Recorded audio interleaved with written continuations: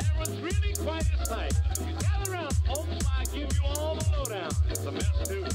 Tables were filled with gaudy frails chewing on their fingernails. They were waiting for the man from Harlem.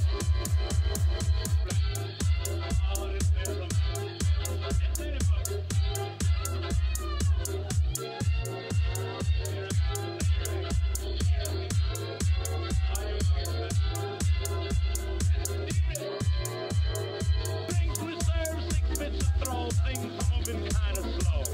Everybody's nerves were getting jumpy. You know, people sort of frivolous, like all at once the room was filled, men forgot all about the bill. Who should enter but the man from Harlem?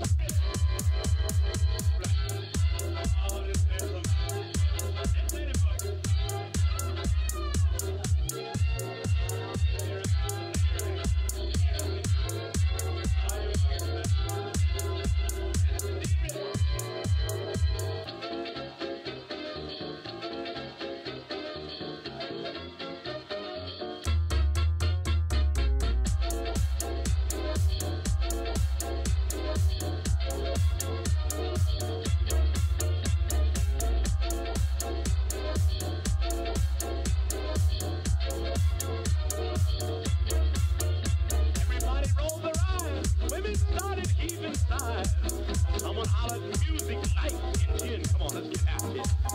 Everybody cleared his face. They had big broad smiles on every face. How they all loved to see the man from Harlem.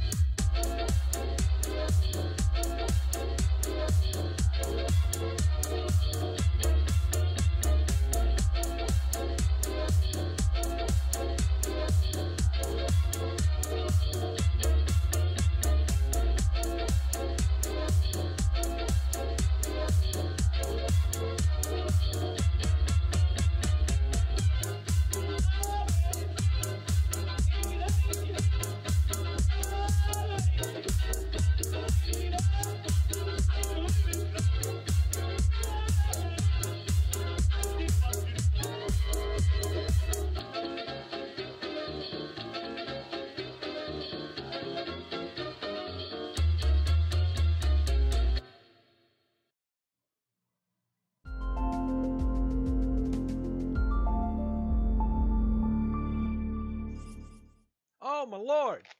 Oh, boy. Oh, it's been a week, hasn't it? It's just been a weird week. Well, at least the past 2 or 3 days, hasn't it? Hello, everybody. I am Doug Lackey, veteran columnist of Wrestleview.com and co-host of Wrestleview Live, alongside Adam Martin, editor-in-chief of Wrestleview.com, where we cover all of the major WWE pay-per-views. It is November the 28th of the year of 2018. Oh, have to pardon me, I've got a little bit of the sniffles. Hello, James. Hello, Andrew. Hello, Jake. Hello, oh yeah. Hi there, Jason. Welcome to the show, guys. This is Wrestleview Weekly, where I kind of go back over what's happened on Raw and SmackDown, kind of give you a lowdown on the week's news in the world of wrestling, and also go over injuries, go over all the infamous WWE milk carton. And man, we got some people that got off of the milk carton, but new people on it. So, hey, what are you gonna do? It's always full. It'll always be full. Also, gonna do a little segment today. So essentially, the internet blew up in a fit of rage and anger late Monday night and Tuesday, where everyone just going, holy crap, it was the worst episode of Monday Night Raw ever. People were ditching their WWE subscriptions. People who actually covered WWE's Monday Night Raw show on websites said they were no longer going to cover it anymore via the Twitter. Everyone's saying they're done with it. I'm done. It's stupid. No more. But then we heard them say that SmackDown was so much better, so I guess you're back. Welcome back. So, instead of talking about how bad that particular show was and how everyone's making snap judgments and snap claims, snap, everything. Instead of yelling at trees, I thought we would take a step back and see if we can just observe the entire forest. So today we are going to perform autopsy reports on Raw and SmackDown. Kind of get a feeling of what in the world is going on these two shows. What are the roster compositions? Who are the people that are actually appearing on these shows? What are the programs that are going on? How long have these programs been going on? What are particular issues for both Raw and SmackDown? And how do we solve them? And these are realistic problems. These are not issues like you're going to be hearing from people saying, oh, they need to push this guy. Oh, this guy's not getting booked properly. Oh, I just don't. No, it's the shows in total. Why are they not good? Okay? And it's not just because of one particular person being there or not being there. It's a whole plethora of things. So, we're going to do an autopsy report on Raw and SmackDown and figure out solutions, some realistic solutions, not just ones that I want to see, but I believe solutions to problems that everyone can agree that there are. Okay? Do I think that the shows would be better or worse if these are implemented? I don't know. I don't run a multi-billion-dollar company, and I have enough faith that this multi-billion-dollar company knows what the hell they're doing when it comes to professional wrestling. I dare not question what or why they're doing some things, but I can only casually observe is all I can really do. I got you, Brian. You just want to turn everyone heel, problem solved. Usually that's what you read. People say, oh, just turn someone heel, turn someone face. That's all you got to do. No, it's way more complex. So instead of playing Chutes and Ladders in Candyland, we're going to sit down here and actually play a game of chess with Raw and SmackDown and try to figure out what needs to be accomplished. Sounds simple enough. I hope to kind of make this a kind of almost a monthly segment because this seems to happen every month. Every month there seems to be a really bad episode of Raw or a really bad episode of SmackDown. People fly off the handle, and so you're left with, okay, so what do we do? Because I'm a goals-oriented person, even though I never played a game of soccer. What are we drinking today? We are, it's pretty cold outside, to tell you the truth. I'm not going to tell you what the temperature is outside because I'm afraid a lot of you right now are going to say, oh, it's a lot colder where I am. Well, right now it's cold where I am, okay? So we are drinking Frangelico and coffee. I love Frangelico and coffee. I also love Bailey's and coffee, but Frangelico is a nice hazelnut liqueur to go with my light roasted coffee, which people don't understand. Coffee that is light roasted has way more caffeine. So consulting some highbrow sources tonight. And as many of you should know, I like my coffee like I like my women, full of booze. So, all right. Also, on the show, if you see to me on the right, we picked up a lot more subscriptions here on the Wrestleview channel. 583 subscriptions to the 1,000 goal, where you can catch me on Twitch, and we will watch all of Wrestle Kingdom 13. Sometime, schedule pending, we will be watching all of Wrestle Kingdom 12 on my Twitch channel, which is Doug Wrestleview, where this show came from. We're going to be watching all of Wrestle Kingdom 12 sometime before the end of this year. I'd like to do it sometime around the Crimbus show, which we are still trying to ice down a date for. So, that being said, it's time to get on with this show. And of course, we always start off the show with the recaps of Raw and SmackDown. I know this is something we don't want to really relive, but I'm going to tell you right now, I rewatched this Monday's Monday Night Raw twice, just so that, not just because I'm a masochist, but because I really wanted to focus in on this show and try to find why this show was so bad. Why was it so bad? And I think we're going to go over a lot of those points because it's really fresh in my mind. So here we go. Brace yourself, take a deep breath, consult your sources.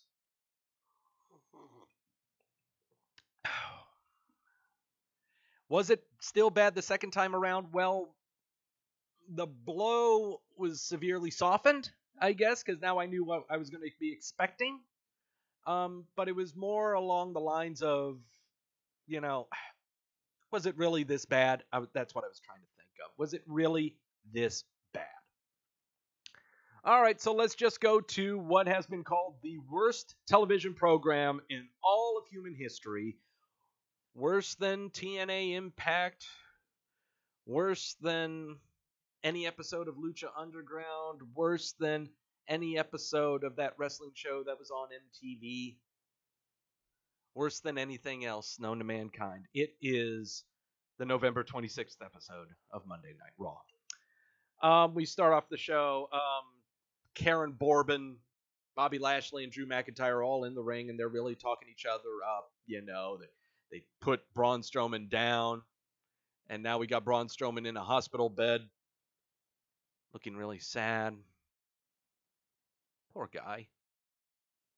You know, you never really know that he was in a hospital if they didn't have the really obnoxious X-ray pictures in the background, you know? Yep, so, you know, Strowman says he's going to come back. He's going to give everyone these hands. After the commercial break, we got Elias, and he does a little strumming, and he sings that Bobby Lashley sucks. Oh, Bobby Lashley sucks. He's trying to get everyone to sing Bobby Lashley sucks along with him. I really wish when he was singing that he would stop singing so while strumming the guitar so you could hear everyone else singing along with him, but we didn't really get that. That's okay. Yeah, it was pretty much a basic opener by Mike Tedesco's words. There was not much to it. The heels gloating. Yep. So we have Bobby Lashley, where we want you to understand that his moniker now is the Almighty Bobby Lashley. They drilled this into our skulls throughout the entire match. The word Almighty. For the love of God, I've never had something drilled into my ear holes so much in one episode of Raw. Almighty, Almighty, Almighty. Always saying the word Almighty. But of course, there was kind of a ho-hum match with Lashley and Elias. It went to a commercial break. Elias looked to have the win on Lashley, but then Leo pulls the ref out of the ring. Karen Bourbon turns it into a no DQ match, and then everyone starts ganging up on Elias. By the way, Elias has a fabulous elbow drop from the top rope. I'm so glad. It is really beautiful. Dean Ambrose tried doing it. Even Bayley tries to do it, but Elias that is just a wonder right there. I'm glad they gave him that. So good. That's so good. But anyway, everyone started ganging up on Bobby Lashley, and everyone ganged up on Elias, and so the winner ended up being Bobby Lashley. This Claymore and then Corbin reacting to it is just fantastic. Having the camera right there and Corbin just jumping up and down, just whoa, yeah, you like that? That great reaction shot. Just great production all around on that spot. Okay.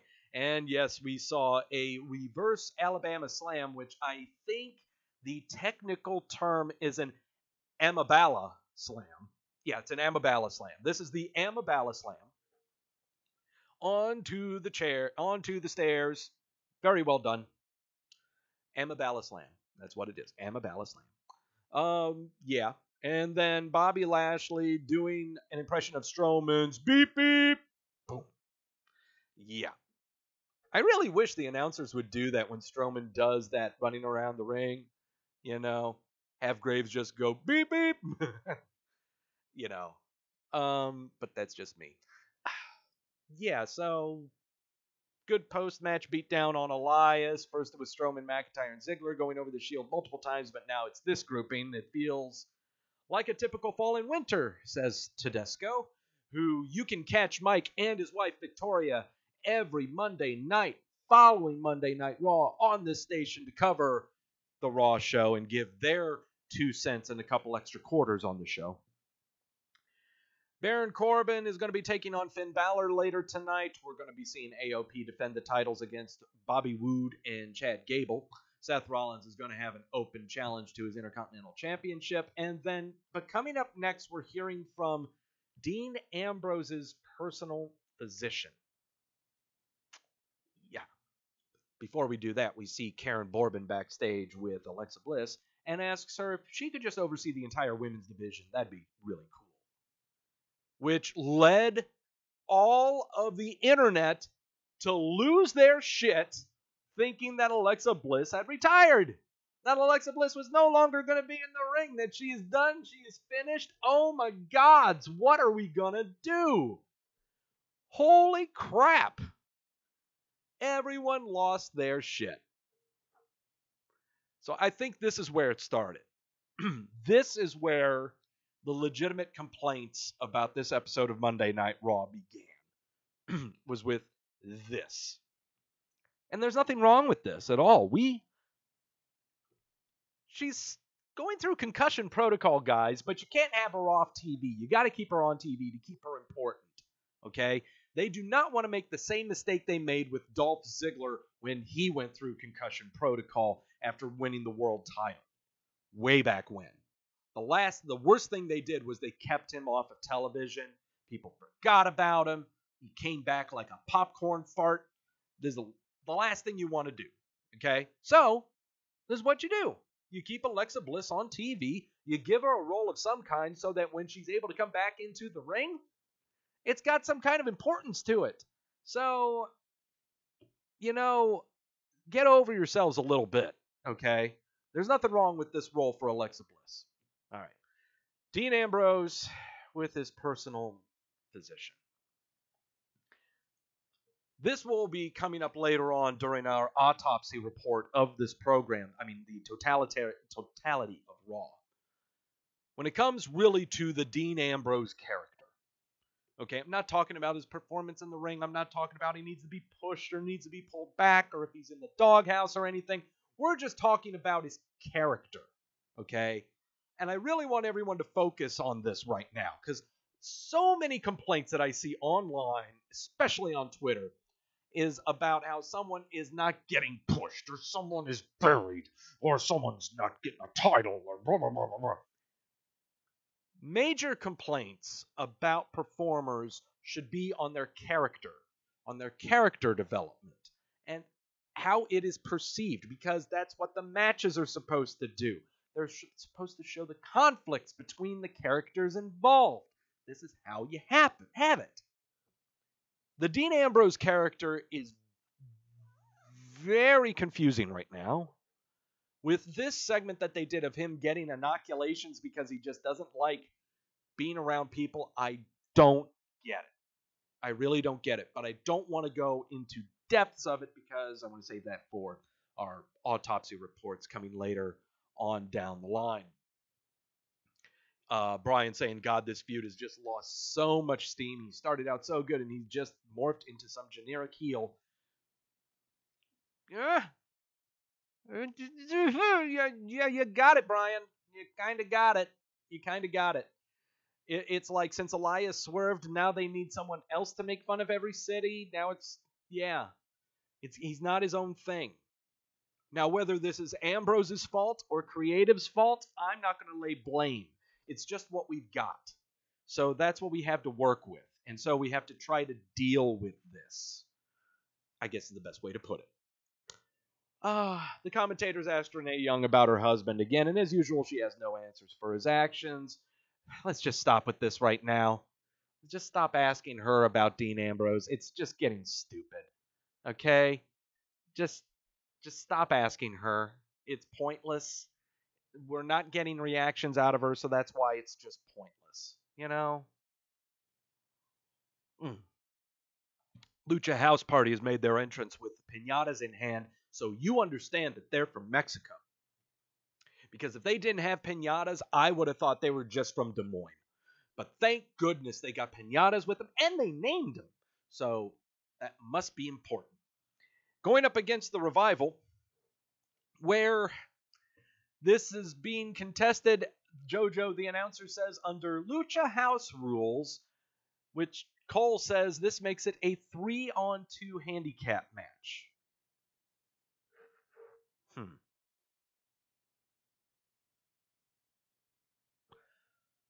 The babyface team is the one given the advantage.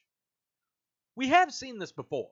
We've seen babyfaces get advantages in handicap matches. We've seen it before. But we've seen it before in matches where it's against opponents like The Big Show, or Mark Henry, or the Great Khali. Even The Shield. Remember that humongous 11 or 13-on-3 match they had? Well, actually, no, that was the other way around. I'm sorry. Babyface is having the advantage. Big Show, Mark Henry, matches like that. This match was confusing. But I understand why they had it. It's supposed to be a fun match. It's supposed to be happy fun times like Monday Night Nitro, when they would have the luchadors out there for no reason whatsoever to do their wacky gymnastics and trapeze acts that they do with guys like Silver King and La Parka and El Dandy. And, this is what they tried to revive, were the Monday Nitro, WCW Monday Night Nitro luchador segments. Where it's just a match having a match, and it's a fun thing to watch. Look at all the guys doing the weird, wacky shit. But, my opinion, anytime that I get Southern white guys under 6 foot complaining about Mexicans, I'll take it. Okay? It's just a fun match. If you look too deep into it, I can see how you would be confused and slightly angry, but try not to look too deep into this. There's a reason they brought Lucha House Party in. It's to be filler. And I have discussion about filler coming up in the autopsy report as well. Tedesco going, maybe I'm too old-fashioned for today's brand of wrestling, but aren't 3-on-2 advantages a heel tactic? No, they can be fun. Try it. Consult your sources. They can be fun. Commentators talk about how Lars Sullivan is the hottest free agent today, and they play the highlight video of him.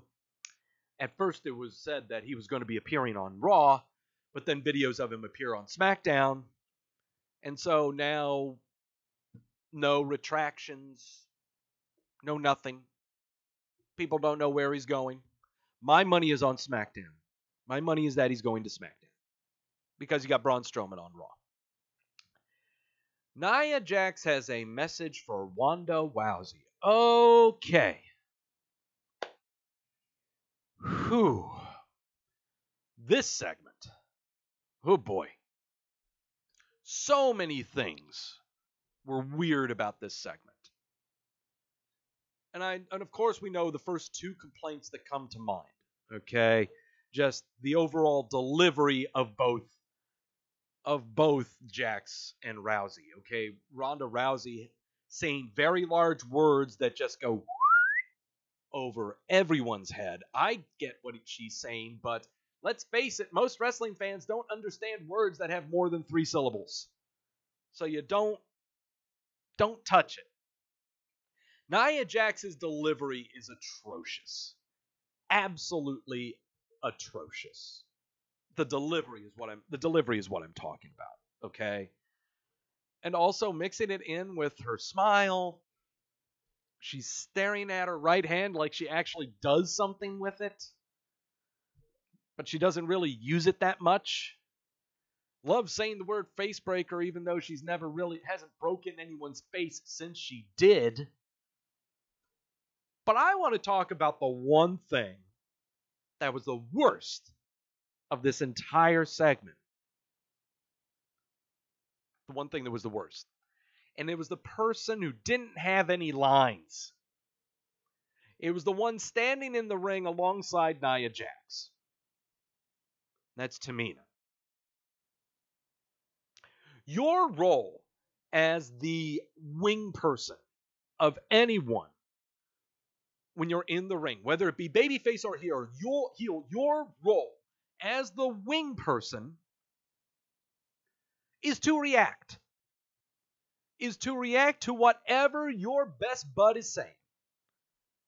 Whether it be a burn and you're supposed to be going, oh shit, or whether it's supposed to be them gloating and you're supposed to be nodding your head and agreeing and clapping when they gloat about what they're doing.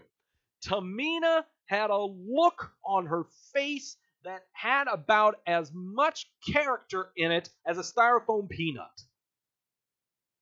She exuded about as much enthusiasm as a cardboard box. In fact, everything that you find right now in your Christmas packages that you're ordering from Amazon, everything about this package except the present was Tamina. Everything. The styrofoam peanuts, the cardboard box, the packing slip, all of that has more character than Tamina. Okay? That's right. Tamina was god awful. She just stood there. There was no purpose of her being there except for there being the 2-on-1 beatdown on Rousey, which was administered. Which then later on you hear the screeching guitar, and out comes Nia Jax to, then out comes Natalya to try to help out Ronda Rousey, but then the Riot Squad comes out and clips her off. Ronda Rousey, we need to... Okay, so I'm looking at the picture of Ronda Rousey and what she was wearing here. We need to make up our mind on what kind of makeup Ronda Rousey needs to wear. Okay?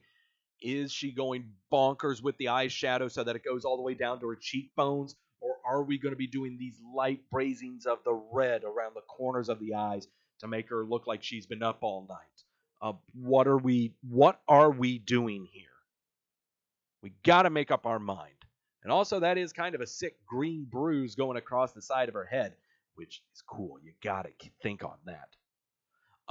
We've got to make up our mind on this Ronda Rousey thing.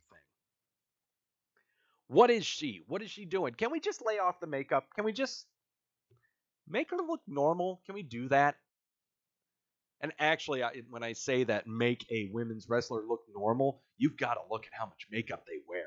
Holy crap. It's a lot. So let's kind of dial back on what we do with women's faces for a while, okay? Here comes Natalya trying to help out, but there's the Riot Squad to cut her off, and yeah, great camera work by the people to see Nia Jax going, ooh, what's going on?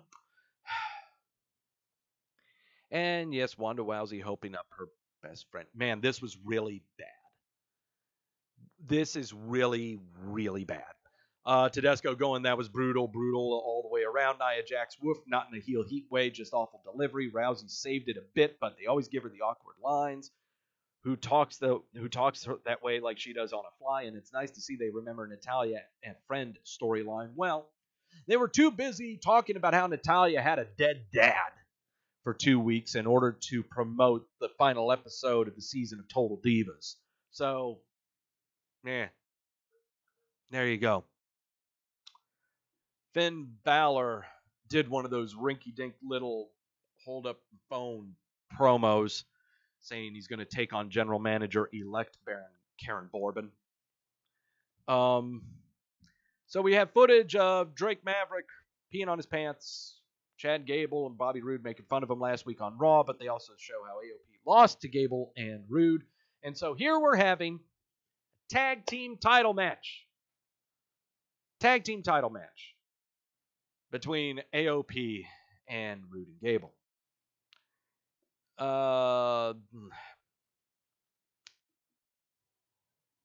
So Drake Maverick takes Bobby Roode's robe and he's kind of putting it on around ringside. He's like, hey, look at me. I kind of look a little glorious. And he's kind of skipping around. He's skipping up the ramp.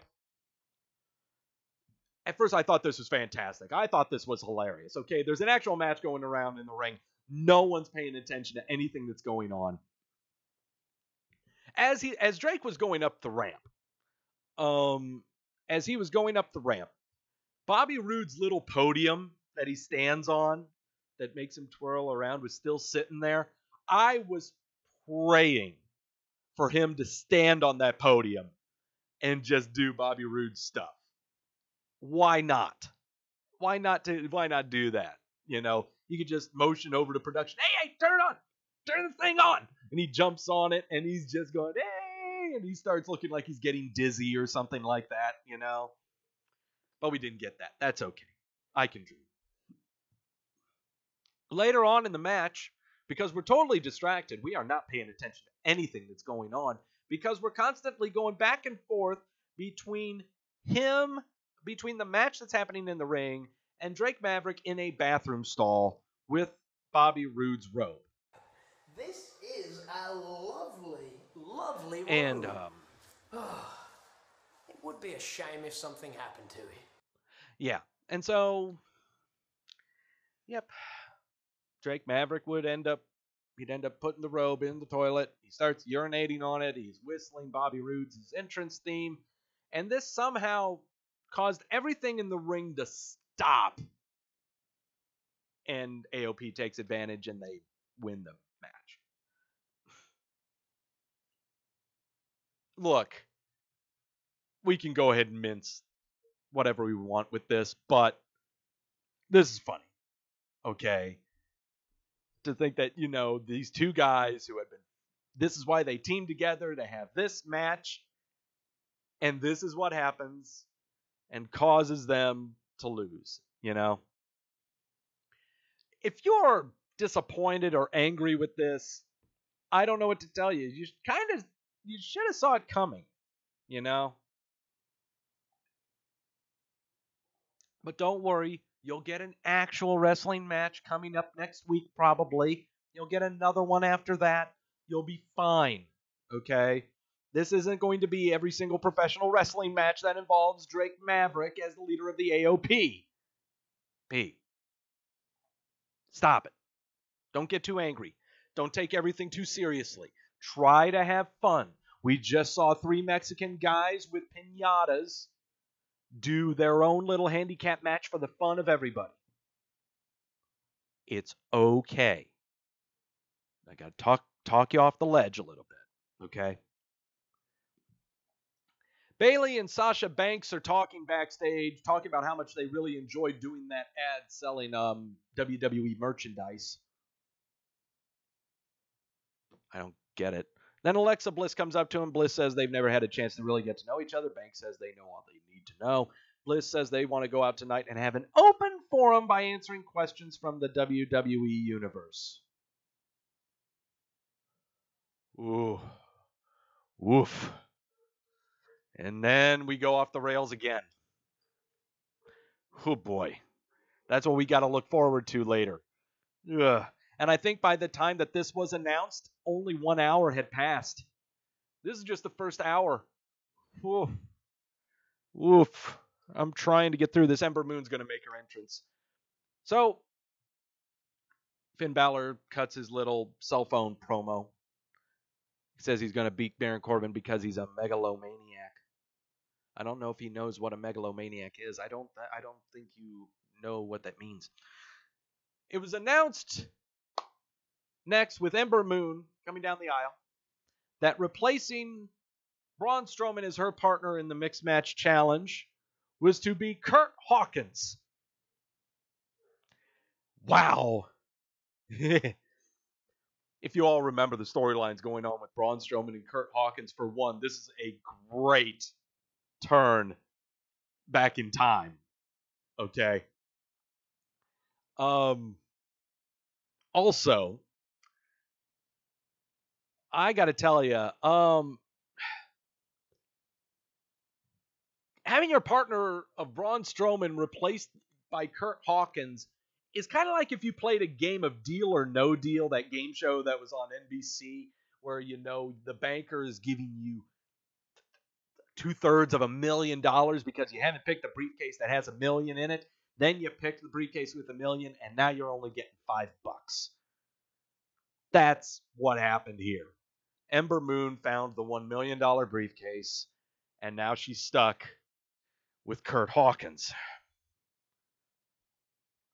But hey, Kurt Hawkins is at ringside with Ember Moon going against Alicia Fox, and Jinder Mahal and the Singh brothers are there at ringside. And so we have our filler match of Ember Moon and Alicia Fox. And these are filler matches that have involved everyone here in the ring, except for maybe Kurt Hawkins. These are filler matches that have been going on for the past month and a half. Understand this. This hasn't stopped.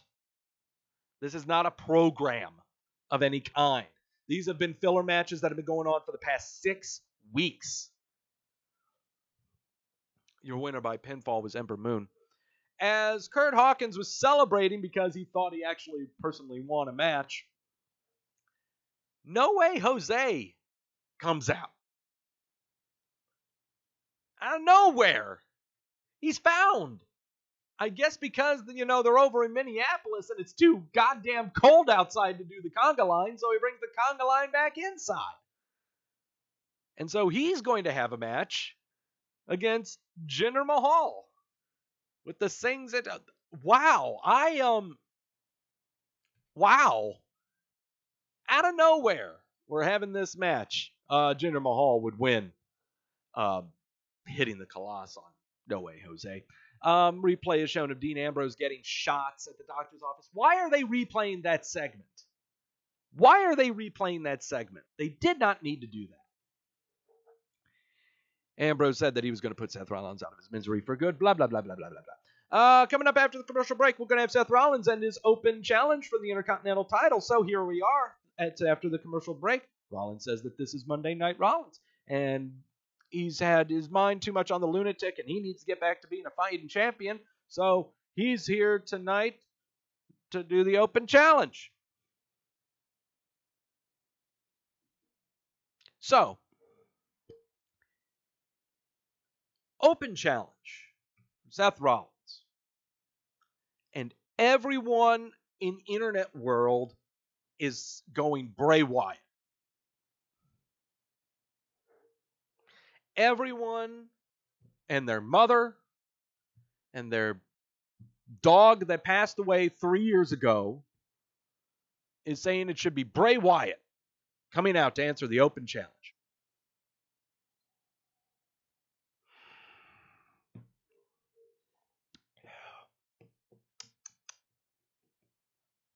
There is a big difference here with this open challenge that Seth Rollins did here and past open challenges with, say, his Intercontinental title or with John Cena's United States title.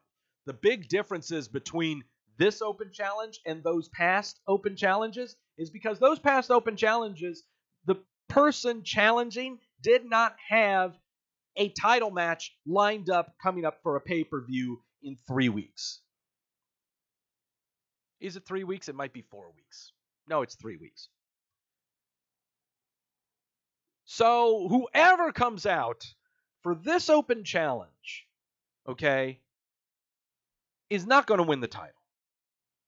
This is essentially another filler match. If you are wanting Bray Wyatt to come out for this match in particular, how does this help? How does this help if Bray Wyatt comes out and answers Seth Rollins' challenge? How does this help? Well, sure, you're going to get a 20, 25-minute long match, and yeah, it's going to be fantastic. Everyone's going to be trying to scream, "This is awesome." But what happens? Seth Rollins is going to go over. He's going to win. Dean Ambrose is not there to cause a disqualification to make the both of them look strong. Is Bray Wyatt going to snap? Is he going to cause a disqualification? Well, if he does, he completely quashes anything that you're building between Rollins and Ambrose. It negates the entire program that you're setting up between these two. The only logical solution to this challenge, whoever comes out, is that Rollins goes clean. And you're wanting that to happen to Bray Wyatt?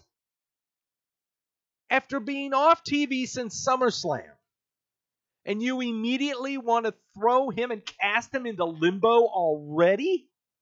Stop it. Dolph Ziggler came out and answered Seth Rollins' challenge, and we get Seth Rollins versus Dolph Ziggler for the Intercontinental title. Is it match number 20,412? Yes, it is. But it's better than what you could have had. The outcome is way better than what you could have had. Who else could have come out to answer his challenge? That would have been a positive for everyone involved. I'll tell you right now, the list is not very long. And I'm actually going to break out my notes for the autopsy report that I performed earlier today. So, who will you have? And it's got to be a heel, by the way. It's got to be a heel. A heel that has not been on television or, just needs some exposure. Who are you going to have come out to challenge for Seth Rollins' Open Challenge? Well, it can't be Connor from the Ascension. You can just blow that out of the water. They haven't shown the Ascension on TV in close to 2 weeks now. You're going to have Drew McIntyre come out there? No, he's got bigger. No, he's too busy palling around with Karen Borbin and trying to kill Braun Strowman. You're going to have Mojo Rawley? They've actually already had that match. See how well that did? And that's actually it. That's all you have to work with. No one else. You sure as hell ain't bringing anyone up from NXT to do this spot. Not on a filler match, on a throwaway episode of Raw to build up a program that's not even going to involve the person answering the Open Challenge. So everyone who is saying that this was the worst episode of Raw, and one of your main reasons is because Bray Wyatt didn't show up only because he made a surprise appearance on the house show Starrcade on Sunday night that you didn't even see on the network, only that photos were released. If this is your reason why Raw sucked, shut up. Shut up. You're one of the main people playing Candyland right now. I'm too busy sitting here playing chess.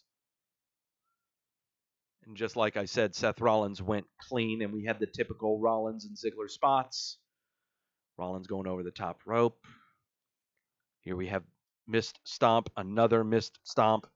They had the zigzag for the near fall, which I hate that name. Here we have Seth Rollins doing the superplex over, doing the float over into the Falcon Arrow. It's a spot that we are used to so much. Yes, they did work hard in this match, but it was, again, a throwaway match. It's a filler. It was a half-hour filler, nearly. So there you go. Up next is this open forum. And now the train has just gone off, legitimately now off the rails. All the cars are off the rails now. The caboose is flopped over top the other cars.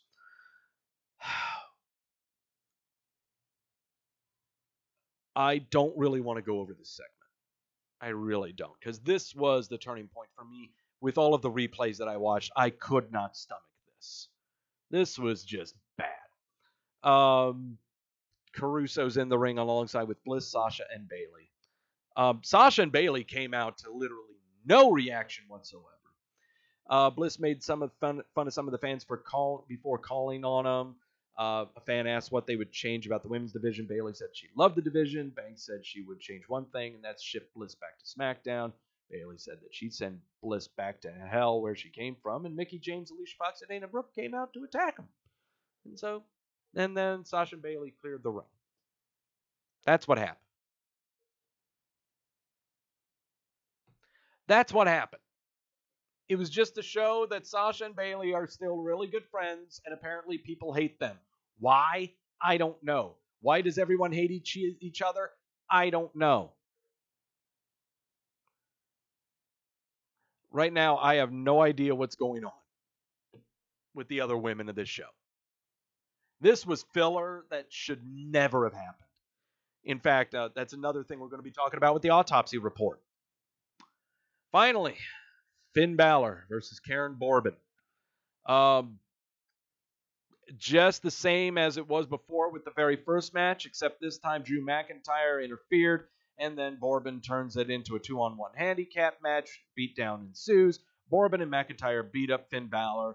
Lashley does the same thing, and so we get this picture of all three of them standing in the ring.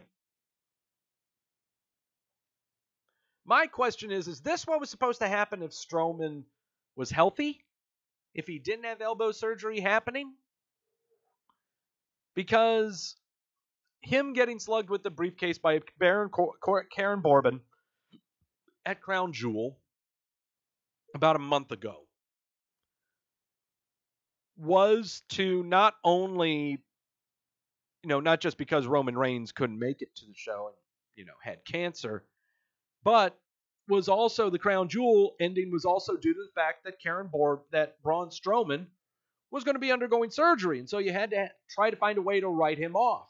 And so that's where you had Karen Bourbon slug him with the briefcase and take a role as a leader of something.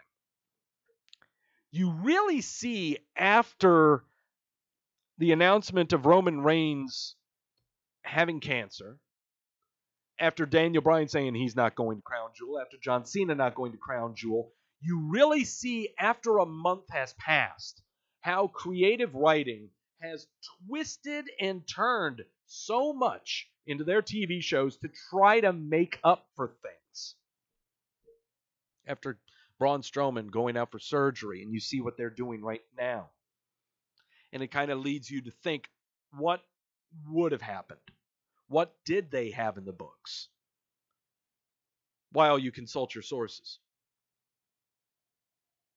And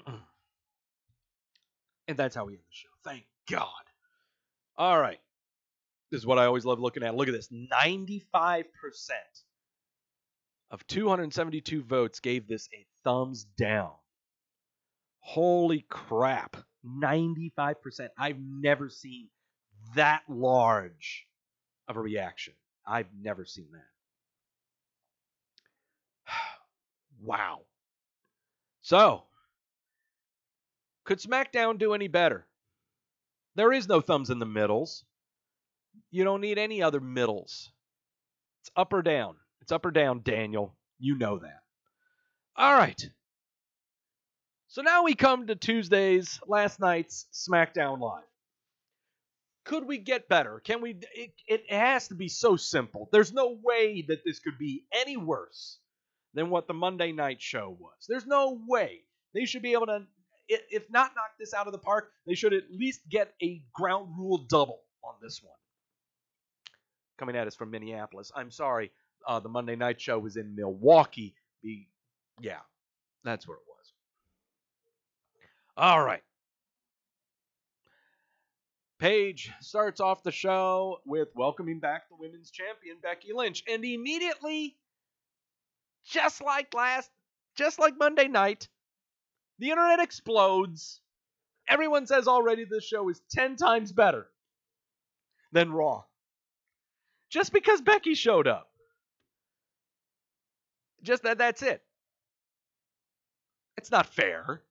Not fair at all. She calls out Charlotte Flair. They have a little back and forth. Paige says that those two they're going to have a match at TLC, in a TLC match for the SmackDown Women's title. But before that happens, we have all the heel women come out with Mandy Rose, Zelina Vega, Sonya Deville, and the Iconics. Mandy gets on there saying, why is it always Charlotte and Becky? We could have all done the same damn thing that Charlotte does. Mandy just says that Paige left Absolution, and all she does is give opportunities to her old friends. Which is a pretty good line. Pretty good comeuppance on there. Then Naomi's music hits, and then all the babyface women come out. That being Naomi, Lana, Asuka, and Carmella, saying they want a shot too. So now Paige says there's going to be a battle royale with all of y'all vaginas to figure out who the third person is going to be in the TLC title match because it's going to be a triple threat. And Zelina is very small. She's only like 5'1", 5'2". So, yeah. So that's what's happening. The Usos are backstage, and they say they're the one true tag team, and they're going against the Bar. At first, I thought the Bar tag team match was going to be an open challenge, but I guess it wasn't. It was just slated this way. I know it's a show, but yeah, here's Roy Nemmer saying, I know it's a show, but I find it funny that someone like Lana or the Iconics coming out and being included in the We Can Beat Ronda talk. Well, it's called being inspired. It's called inspiration. You want to try it.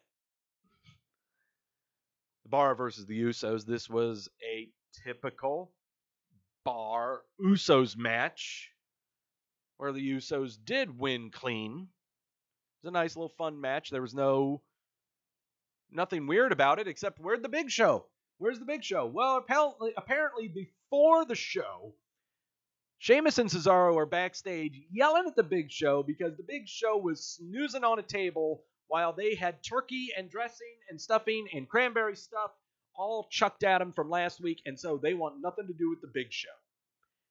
Never before has this ever happened in wrestling history to where someone was kicked off of a team because of a food fight. But I got no problem with it. I got no problem with it at all. So the Big Show's not with the Bar anymore. He's a mercenary. The Big Show's a mercenary. He's never been face or heel. When he came back, he was who cares? Who cares what he is? The Usos went over on the Bar. That means they're going to get a title match coming up sometime soon. Backstage, the New Day's laughing at The Miz because they're watching him getting rolled up by the Jobber tag team from last week. And The Miz says it's because Shane was injured. He was fighting injured, and he had to defend the honor of Team SmackDown all by himself. Well, The Miz says that he is still 2/3 best in the world, and as a matter of fact, he wants a match set up for tonight, so he's going to go to his co-bestie, Shane McMahon, to have a match against one of the New Day. Yeah. That's what we're going to have. Out comes AJ Styles to do a little monologue about Daniel Bryan, yada, yada, yada, yada. Basically, AJ Styles said it looks like Daniel Bryan is watching Raw and getting ideas of how things are done over there. Just because of him not showing up on the TV show. Yeah. Really good promo by AJ, says Roy. Yeah, but it's a promo. There was a lot of talking on SmackDown today. We're just going to put it that way. Another video package of Lars Sullivan airs, so he's going to SmackDown. Even though everyone said he was going to Raw yesterday. U.S. champ Shinsuke Nakamura is having a match against Rusev. This match didn't even happen because Nakamura just gave him Kinshasa. He kneed him in the face a lot.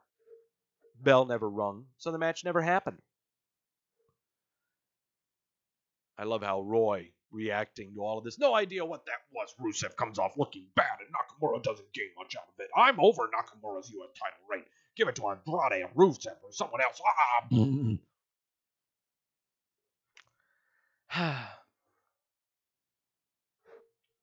We're going to have a talk about Nakamura on the autopsy report as well. And Roy ain't going to like it. In the ring, Jeff Hardy is celebrating 20 years of doing shit, even though he's been doing shit in the WWE for longer than 20 years. It's a nice little round number to have him come out and do a monologue and celebrate him and everything. I've got my opinions of Jeff Hardy, and you all should know that. Okay? He's up there. He's thanking everyone. He's got pictures of himself on easels behind him because that's what you do in celebrations. You got to have pictures of yourself on easels behind you. Jeff thanking his family, and then out comes Samoa Joe. He makes the he broke the third wall comment. He says he would have come out earlier, but he was having drinks, and being honest, he didn't want. Maybe having a bottle of champagne around Jeff isn't the best idea.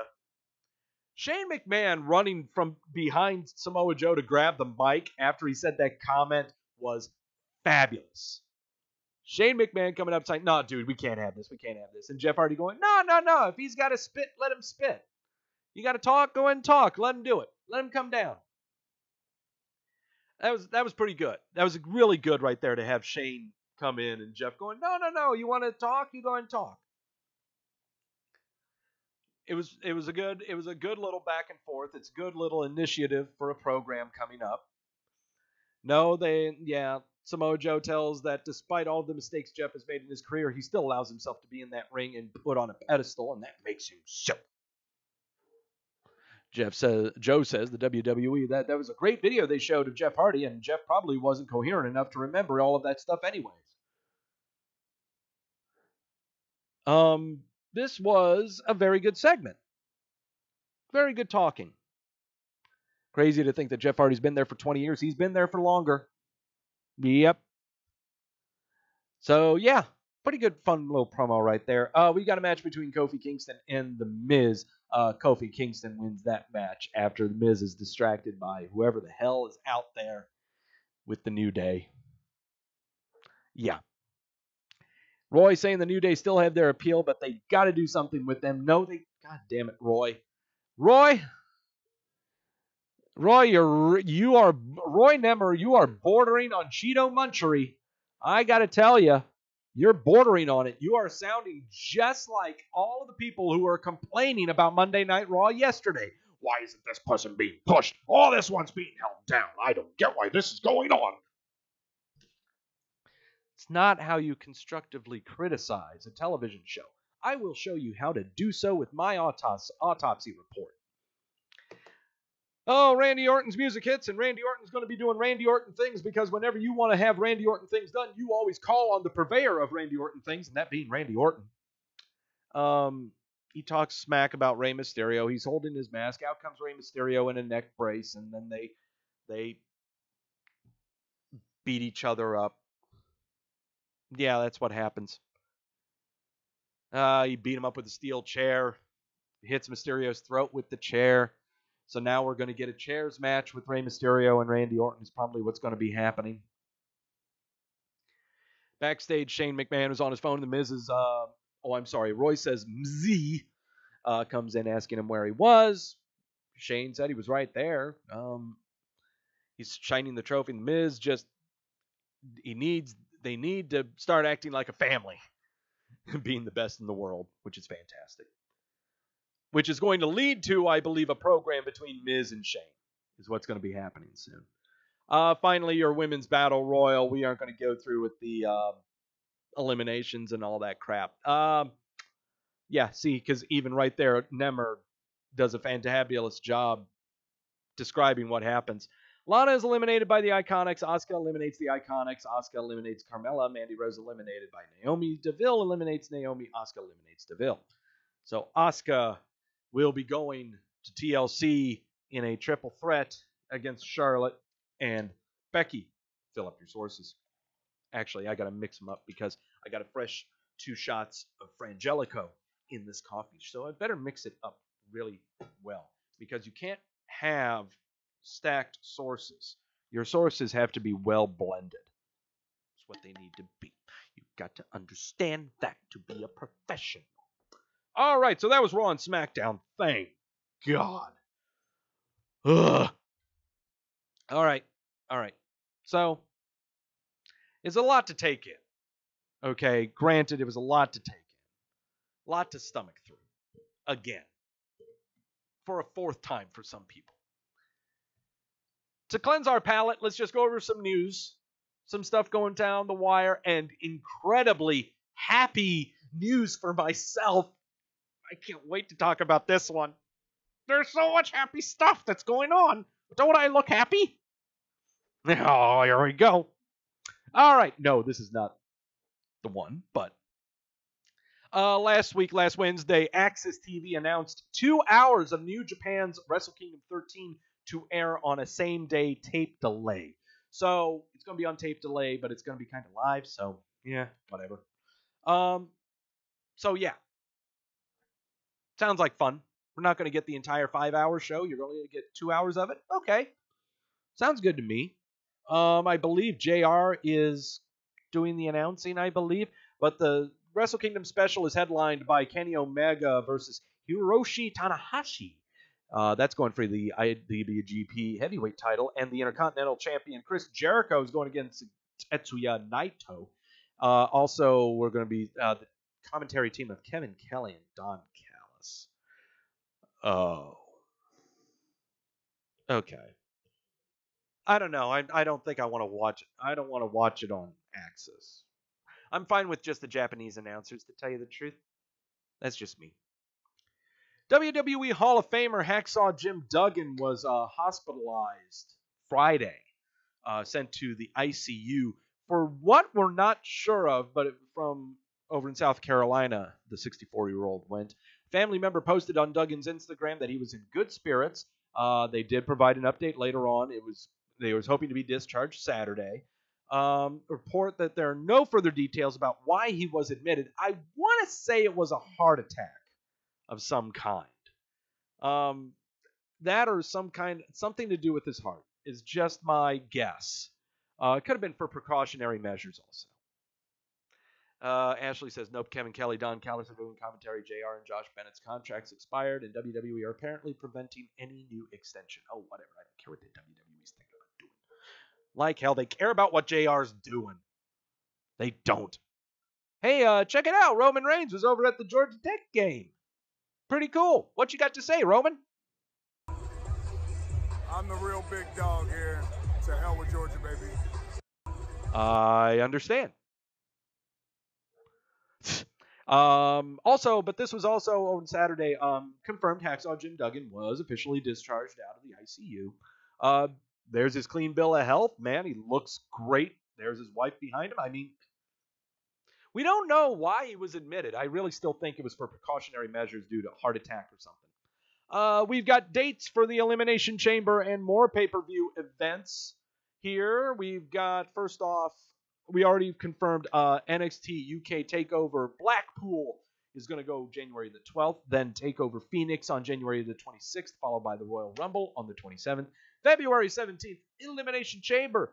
Fastlane, March the 10th. And then WrestleMania weekend with another NXT TakeOver show. So, yeah, we've got our schedule for looks like the first third next year. Hey, look, it's Paul Levesque. He's got something to say about NXT UK TakeOver. Hey, this is the game, Triple H.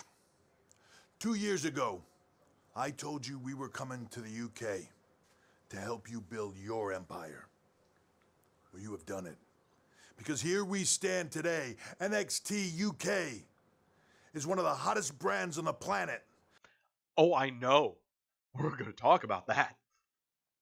But he's basically announcing the Blackpool show, is what he's announcing.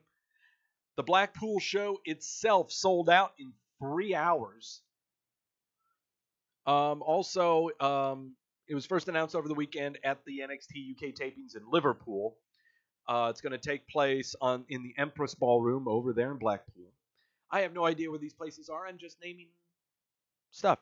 However, the talk about all of this was, and Ashley brings it out, the contracts. Wrestle Talk reported that the WWE approached talent at the NXT UK tapings this past weekend in Liverpool with new contracts as part of the brand.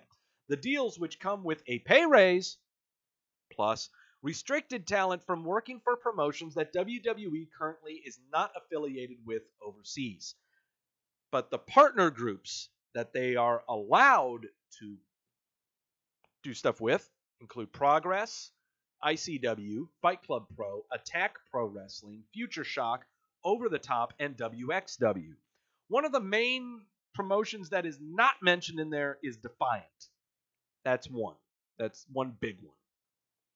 Any talent who have committed to bookings through the end of the year are being allowed to fulfill those dates. PW Insider also joined in on the reporting, saying that while talent is allowed to work for specific partner groups, they must be dark matches and not be filmed for TV, DVD, or streaming.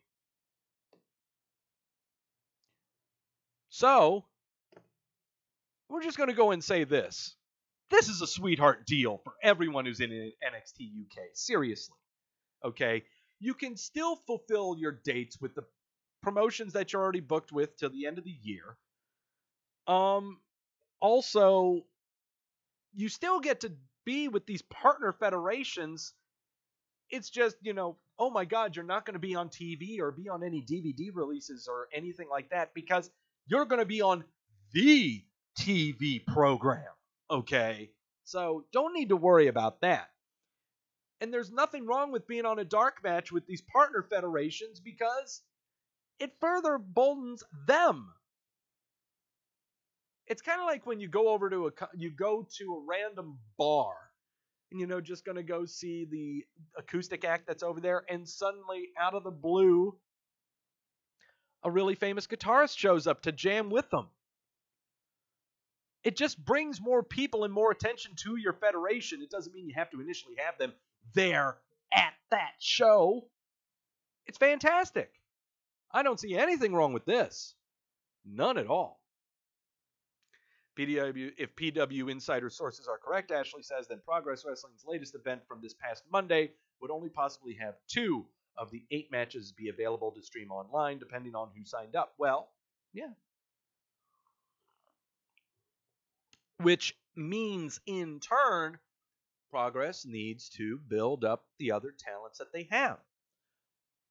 Jointly, all of the other promotions can share their talents as well. It's kind of what we would call an all-in effect. Kind of see how I threw that in there. And with this news of contract signing and the dropping of a title in Defiant came, yeah! It happened! I never thought this would happen! Yes! Reported yesterday.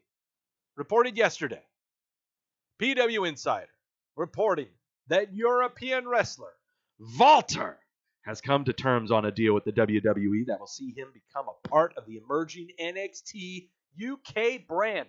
UK specifically, I called it. If he was ever coming to the WWE, it was only going to be in NXT UK. That's the only place he could go. Not coming to the States. No way in hell.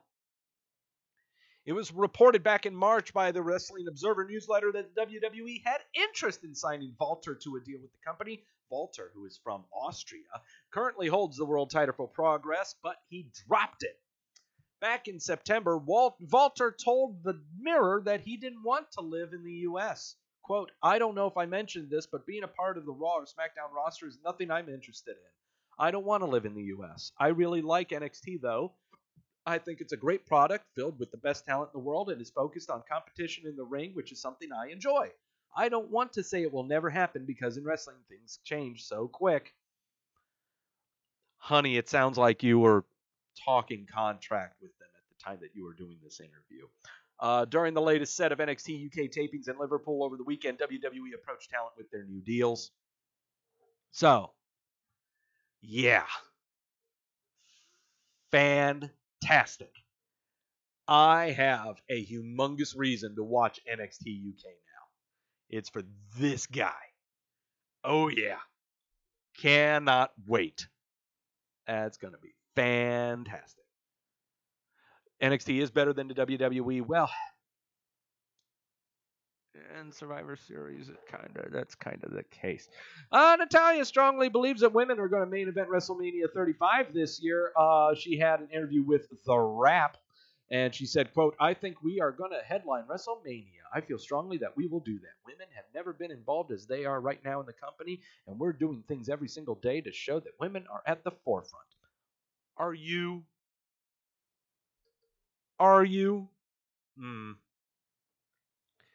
Also talked about the leadership roles that women have behind the scenes in the WWE. Well, that's really cute. That's really neat. Huh? I'm just still high on Walter. Oh, man, I can't wait to see him. That's going to be so much fun. And the thing is, granted, I'm sure that he's had a lot of matches already that I can find with most of the roster that's on NXT UK. So I'm pretty sure I could watch all those matches and know what to expect from who will be going against, but just can't wait. Kairi Sane, former NXT star and former NXT Women's Champ, says that she's tweeted out that she's been dealing with an illness right now and speculated the symptoms could be hand, foot, and mouth disease. Sane said her fever is down, but is dealing with other reactions.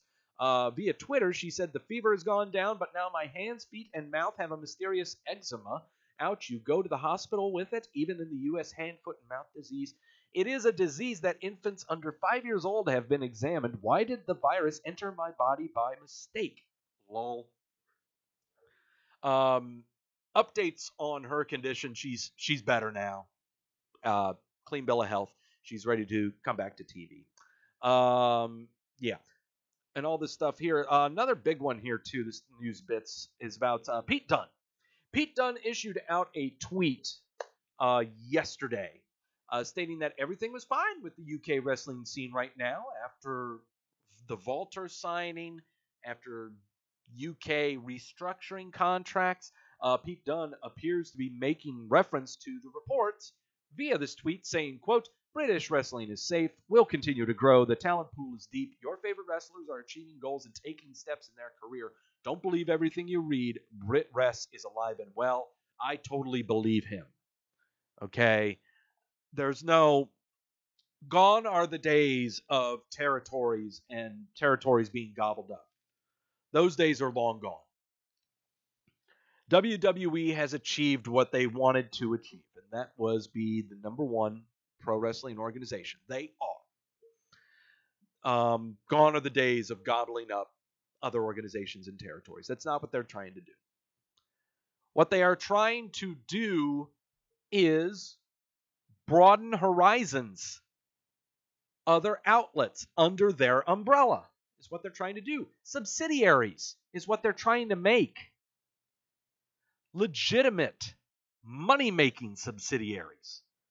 Like NXT. Like NXT UK. Stuff that can be jointly promoted via the WWE Network. What's next on the horizon? Australia. The Middle East, specifically for the Middle East. Japan? No, they're not going to touch Japan. But right now, what we are seeing is the WWE creating their own territory system. And there's nothing wrong with that at all. None at all. If you're worried that that's going to eliminate some type of professional wrestling, you're high. All that it's going to do is eliminate the low budgets that you always see. So, stop it. Okay? The tentacles are gone. They're no longer far out-reaching tentacles. Now it's an umbrella. All right? Braun Strowman underwent successful surgery to remove bone spurs in his elbow on Monday. There is still no word on if he is available for TLC. So we're not sure what's happening there just yet. Finally, because everyone had a fucking cow that Alexa Bliss was given an authority role and thought she was going to be retiring, Alexa Bliss posted an image from the Performance Center in Orlando today with the tag Day 1, indicating that she is training for a return to the ring.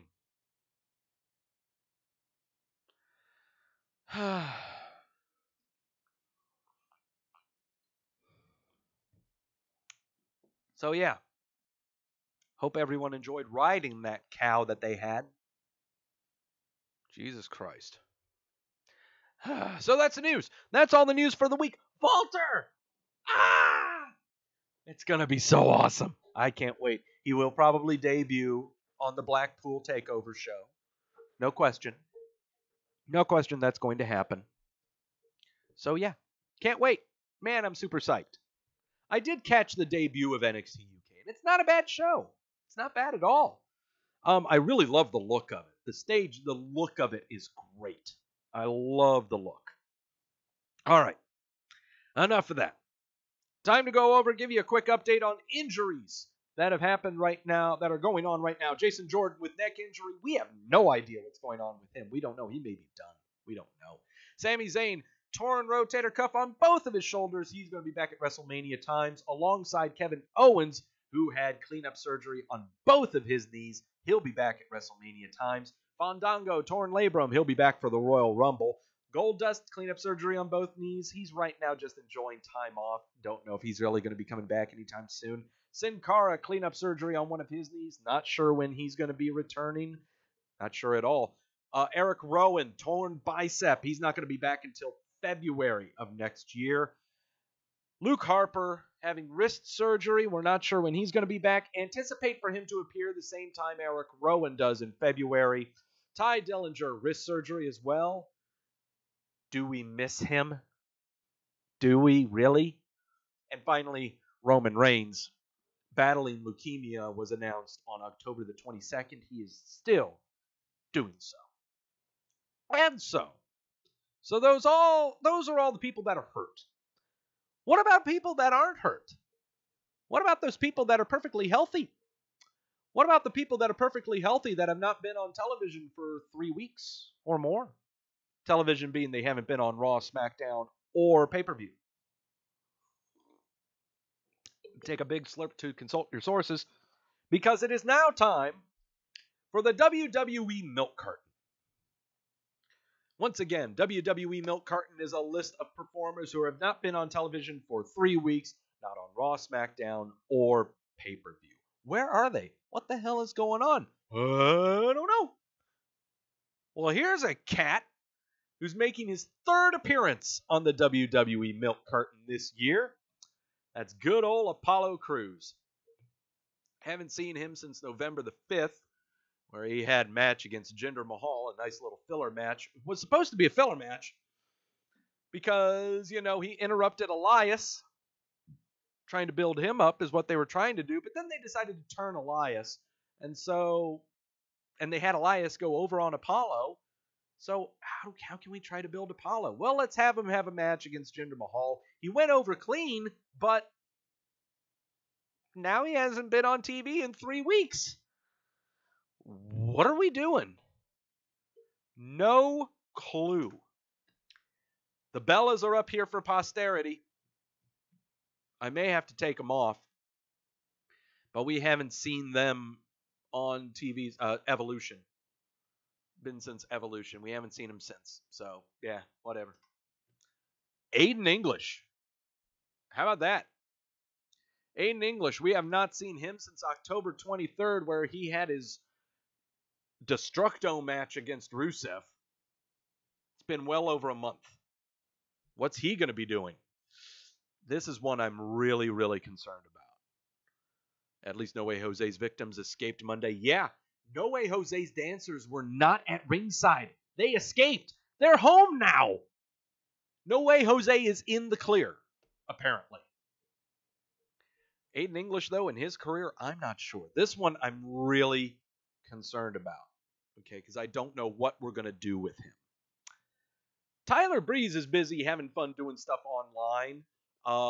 If you saw me retweet it on Twitter, he's actually, I cannot believe this, but he is doing I can't remember if it's live or not, but he is going to be doing a podcast or a stream of some kind promoting the new set of Magic the Gathering cards coming out this Friday. Seriously, I'm serious about this. I can't wait to see this, okay? Because you know me, I play the Magics. I play the Magics. I do all the stuff with the Magics. It's a fun game. So, yeah, this is going to be really interesting with Tyler Breeze, though.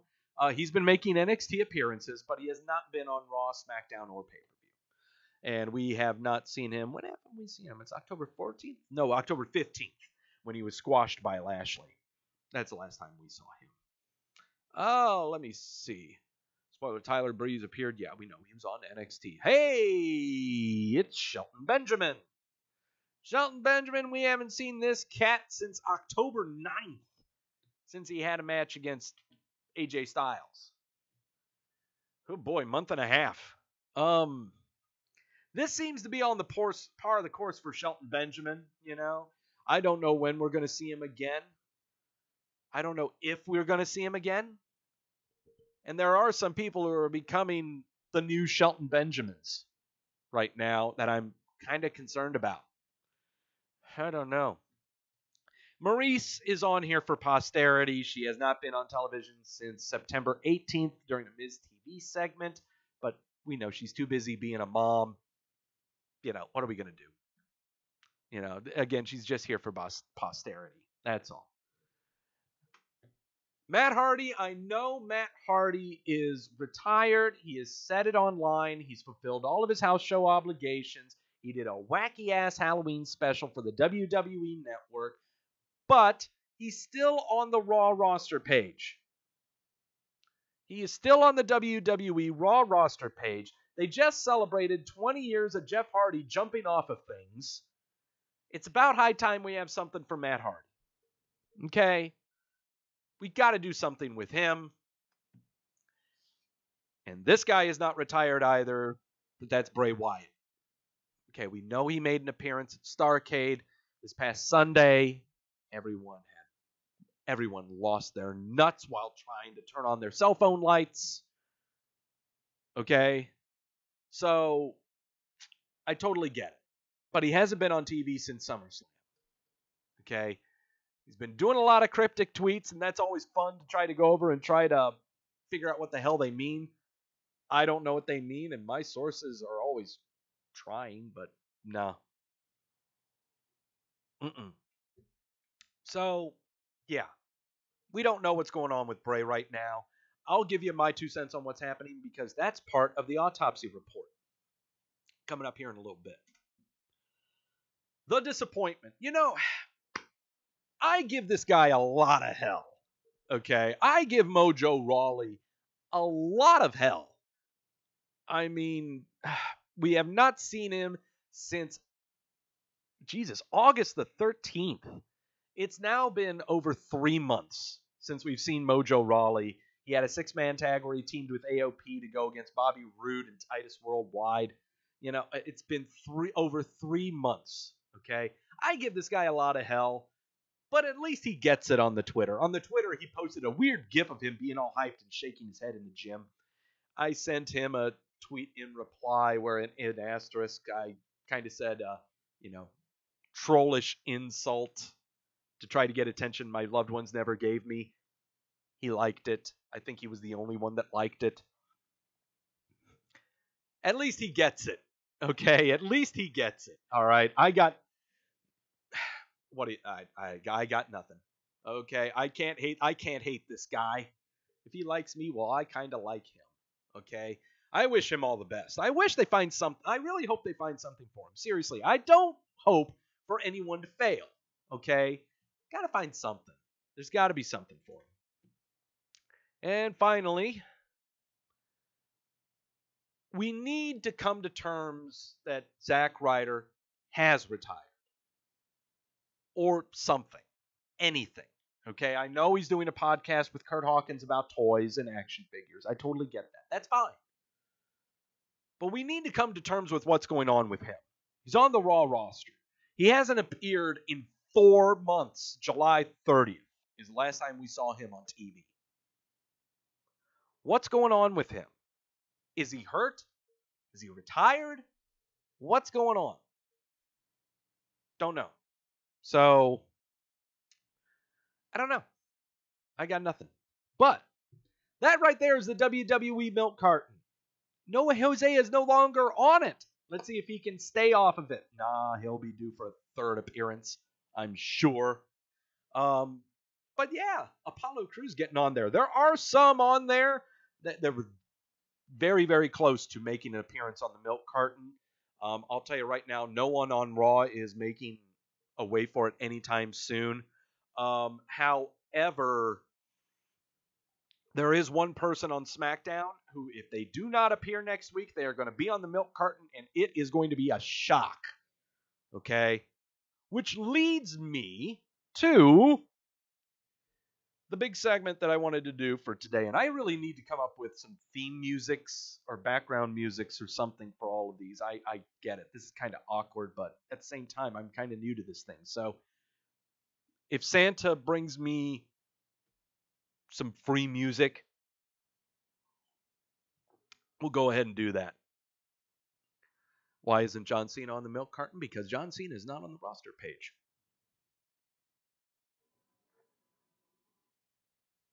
This is all based on the WWE roster page. So there you go. All right. Time for the segment. Time for the segment that I have been working on all day. Okay. I've been really working on all day. Excuse me while I fill up my sources. I really love this thermos, man. My Indian's thermos. It keeps everything so warm for so long. I really love that thing. All right. Time for our first ever Raw and SmackDown autopsy report. So, after Monday Night Raw on Monday, and kind of after SmackDown on Tuesday, and actually, before I get into that, I know we saw the polling for Raw, but I forgot to go over what the polling was for SmackDown, and I'm not sure what it was.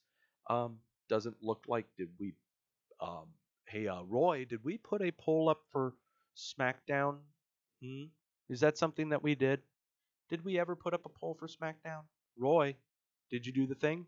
Oh, you did the thing. There it is. Hey, we did the poll of the thing. 78% gave SmackDown a thumbs up as compared to the 95% that gave it a thumbs down.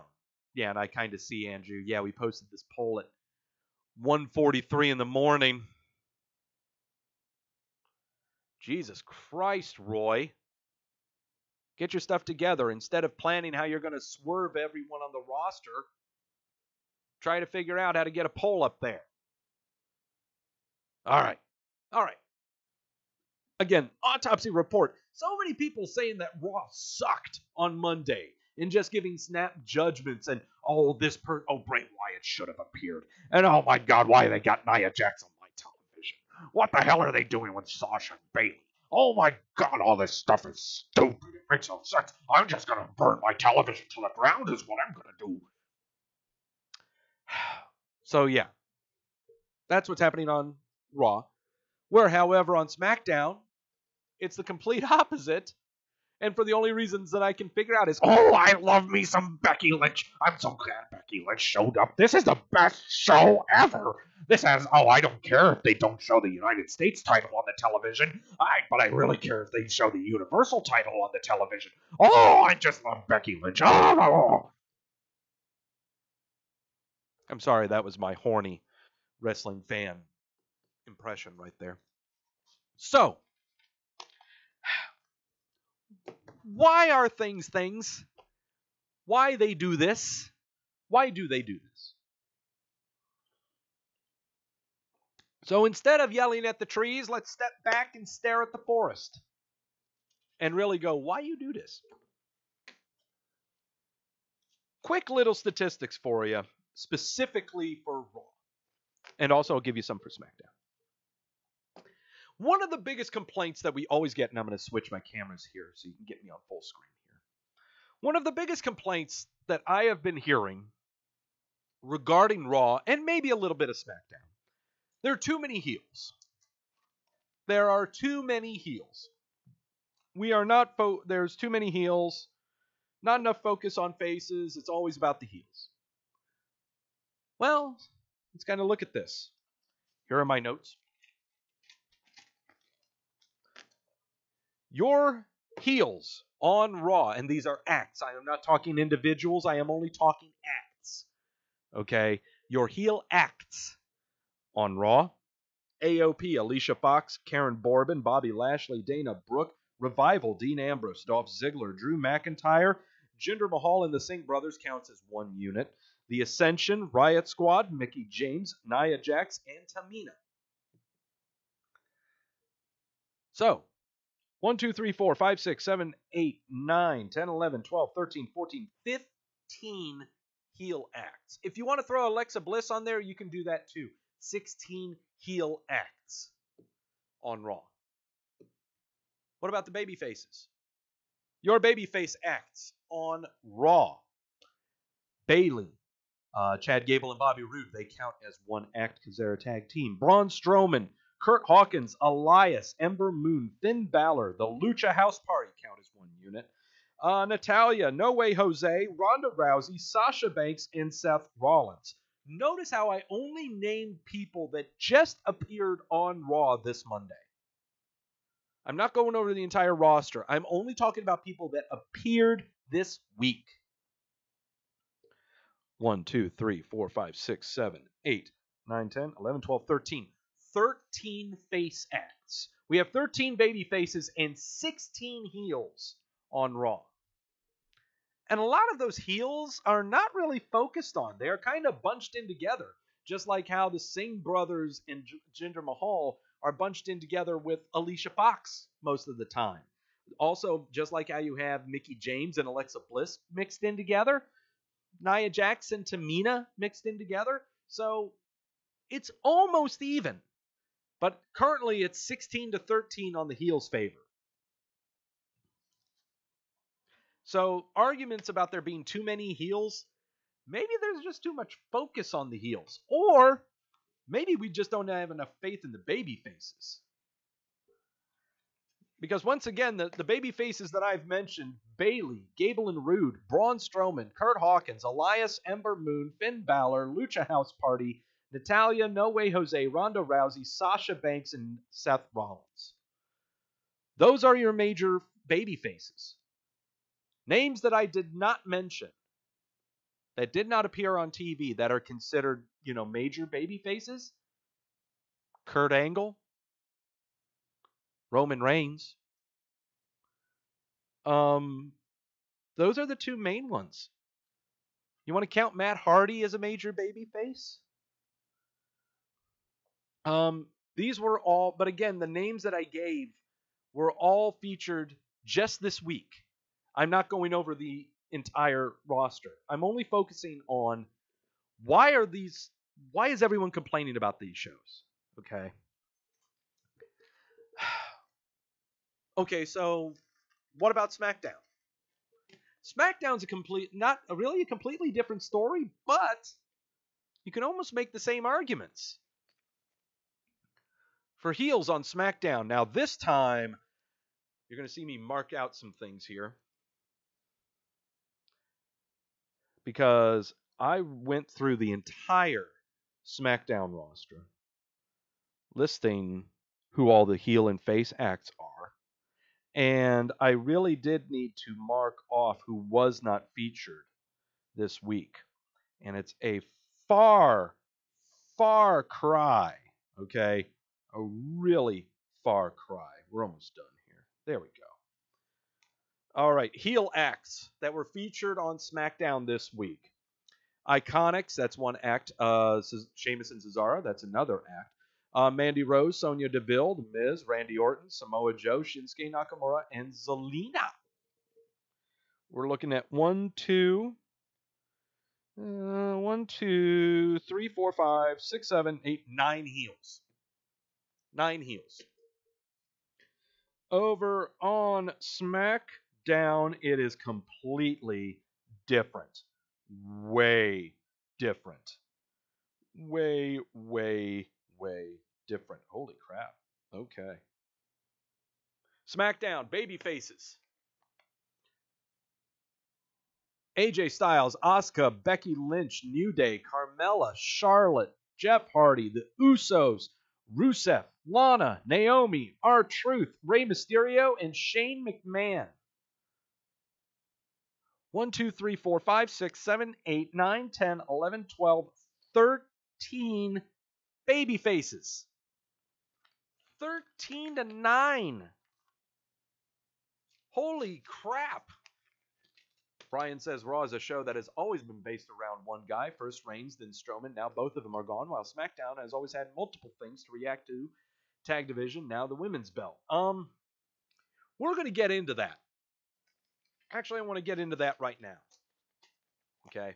So your arguments about there's too many faces or there's too many heels just needs to stop right now. Okay? What needs to be addressed is Raw has 3 hours, SmackDown has 2 hours. Raw has the bigger roster than SmackDown. SmackDown focuses on some programs. Raw focuses on others. Other types of programs. Raw is supposed to have, a main character.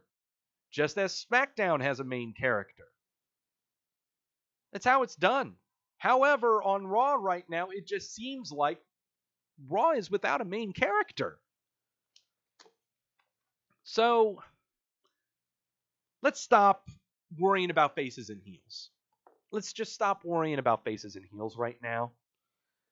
Because instead, I want to talk now about the programs. What's going on Raw? What's going on SmackDown? Program-wise, storyline-wise. What is the content of their show? What are they focusing on?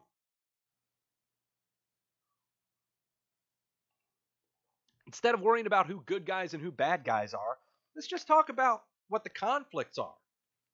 What do we got?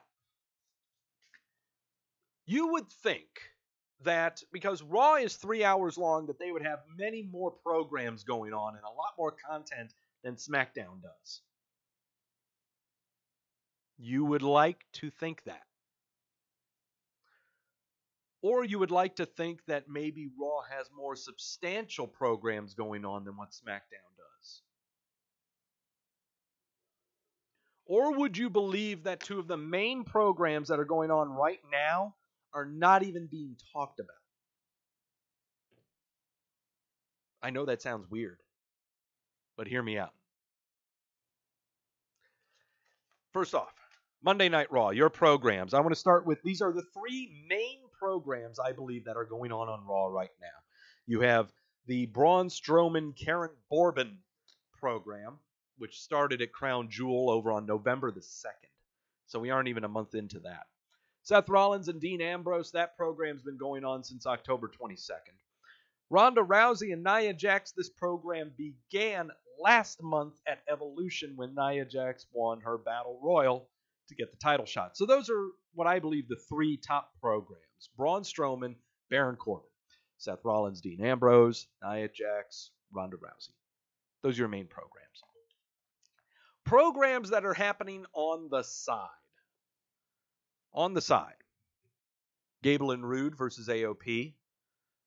Bobby Lashley versus Elias.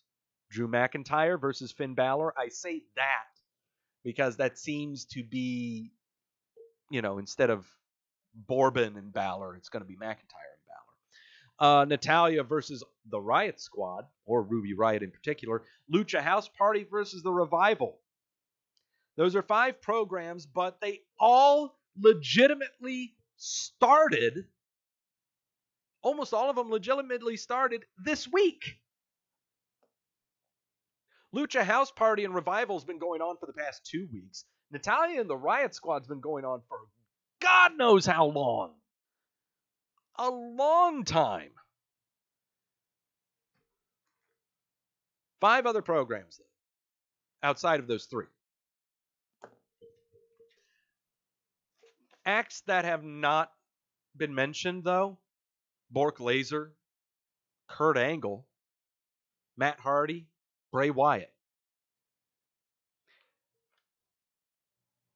I don't mention Bayley and Sasha because we don't even know what's happening there. They have been part of filler matches for God knows how long.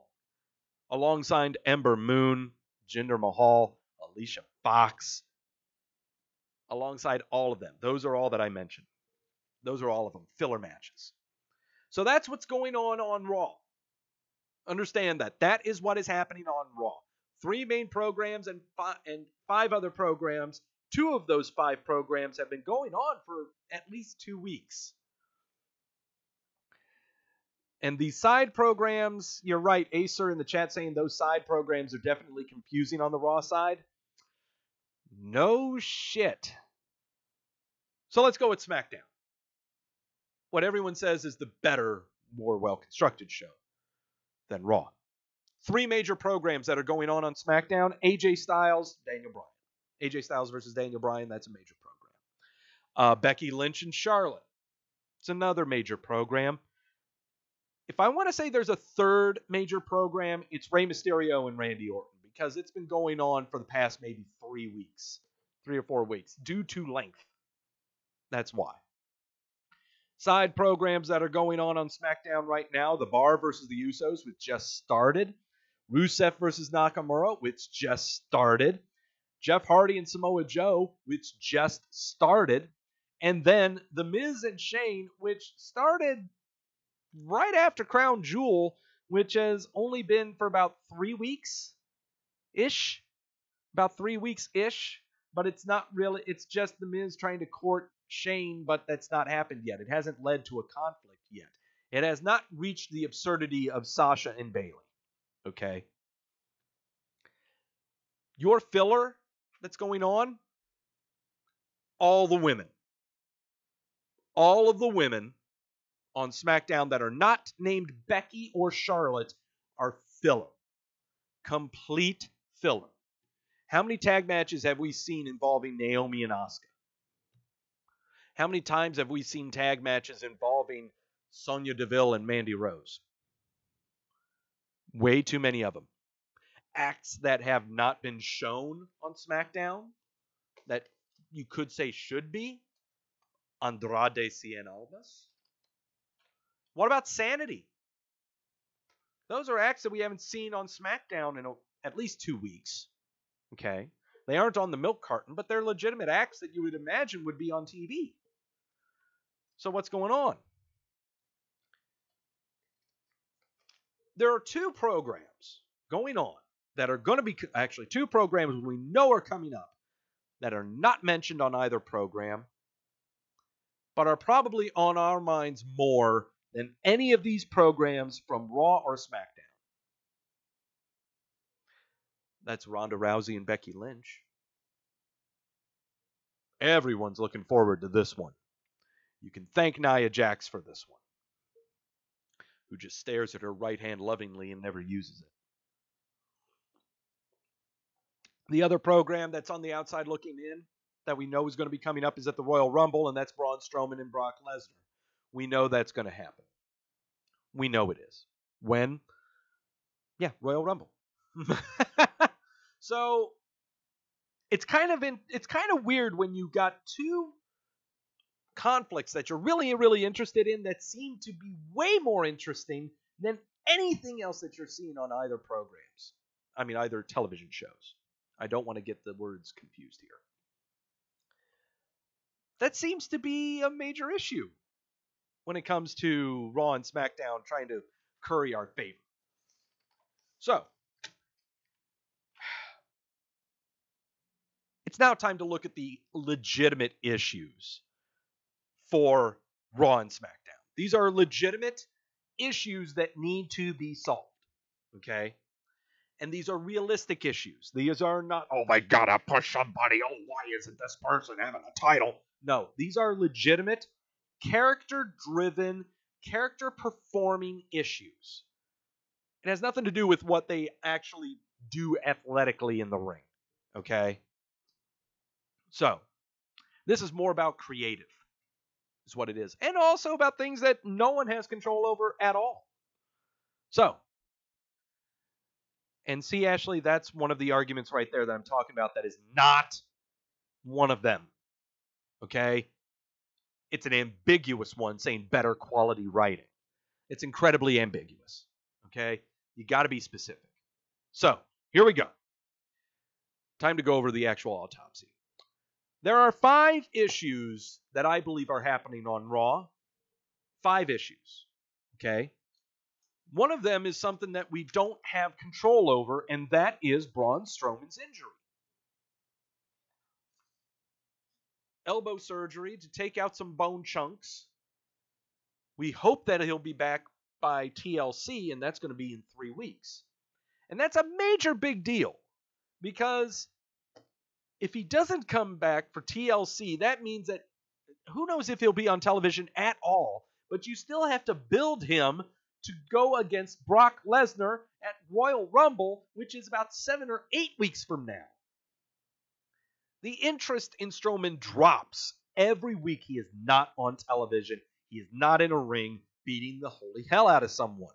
You can complain about what his stature is as a babyface all you want, that he's becoming a tired act or anything like that. The crowd loves him. The kids love him, okay? He might be, I dare to think that he's going to be approaching Roman Reigns' Boo-Bird territory, but he very well could be. But he is right now the best babyface that Monday Night Raw has, and potentially the best babyface that WWE has. That is potentially healthy, that can come back. This is a major issue because it's an unknown, and they can't plan for it. And we know how WWE creative is when it comes to booking and writing on the fly. They are not that good. So you got to keep, yes, Andrew's right. You need to keep his name out there. So how do you do that? You keep him in a sling and you keep him on TV. Have him throw his left hand.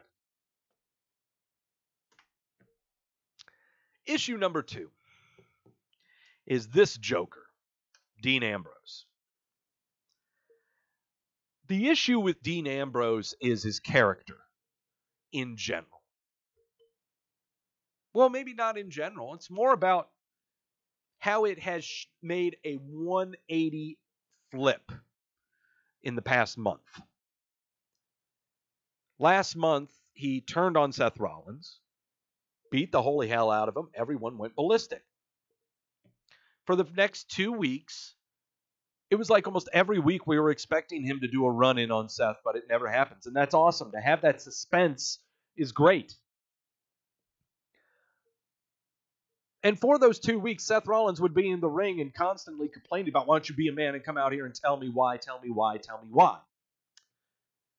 Well, Dean decides to sit outside on top of the hood of a red car, toss a flak jacket into a flaming barrel, and explain why. And that's fine. You've explained why. We know your motive now. That is awesome. We know now why you turned. That's fantastic. Now he won't shut up. How do you go from the first 2 weeks of complete silence to, in the next 2 weeks, you just won't shut the hell up? How do you go from the first 2 weeks, you are a brooding, maniacal, frantic creature, to, in the next 2 weeks, you hate people and you want everyone to know it? How does that happen? We've never seen that kind of a flip happen that often in that short of amount of a time. It makes the character incredibly confusing. Are you deep and brooding and methodical and silent? Or are you obnoxious, arrogant, flaunting? Which one are you? You cannot be both. You cannot be both. You have to be either or. You try to be both, you'll confuse the audience, and you become incredibly stale. So that's the second problem that Raw has, is you have a heel like Dean Ambrose, who could be the mainstay heel, the big heel of Raw, but is incredibly confusing. Issue number 3.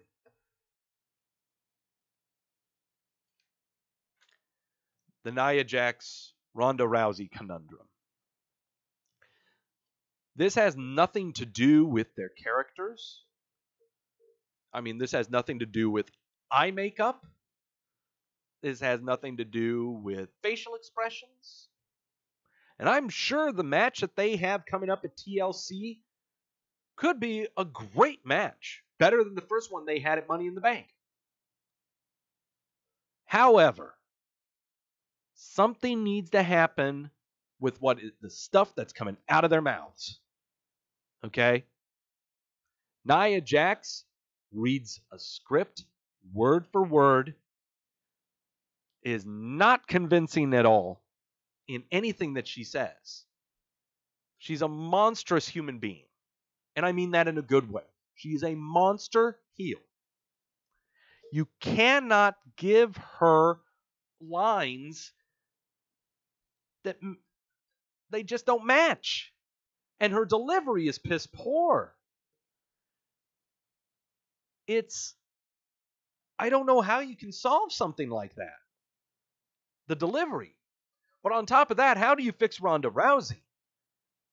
Where we are led to believe that this champion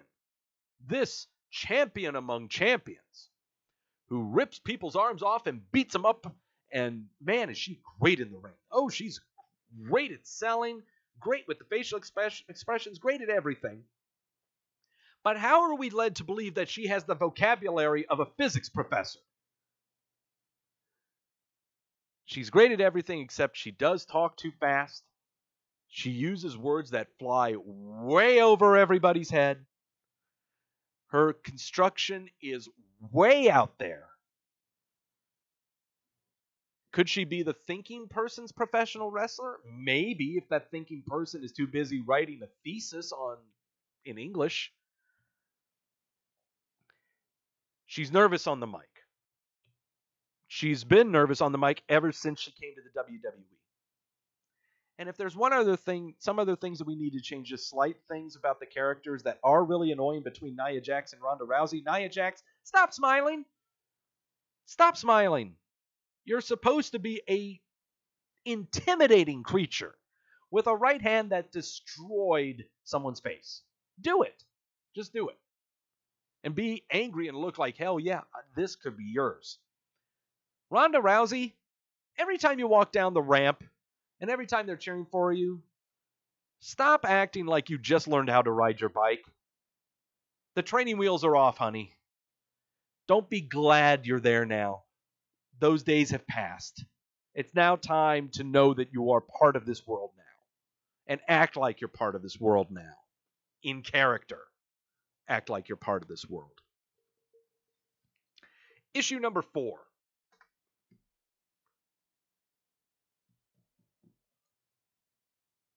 Drew McIntyre and Dolph Ziggler, what the hell is going on here?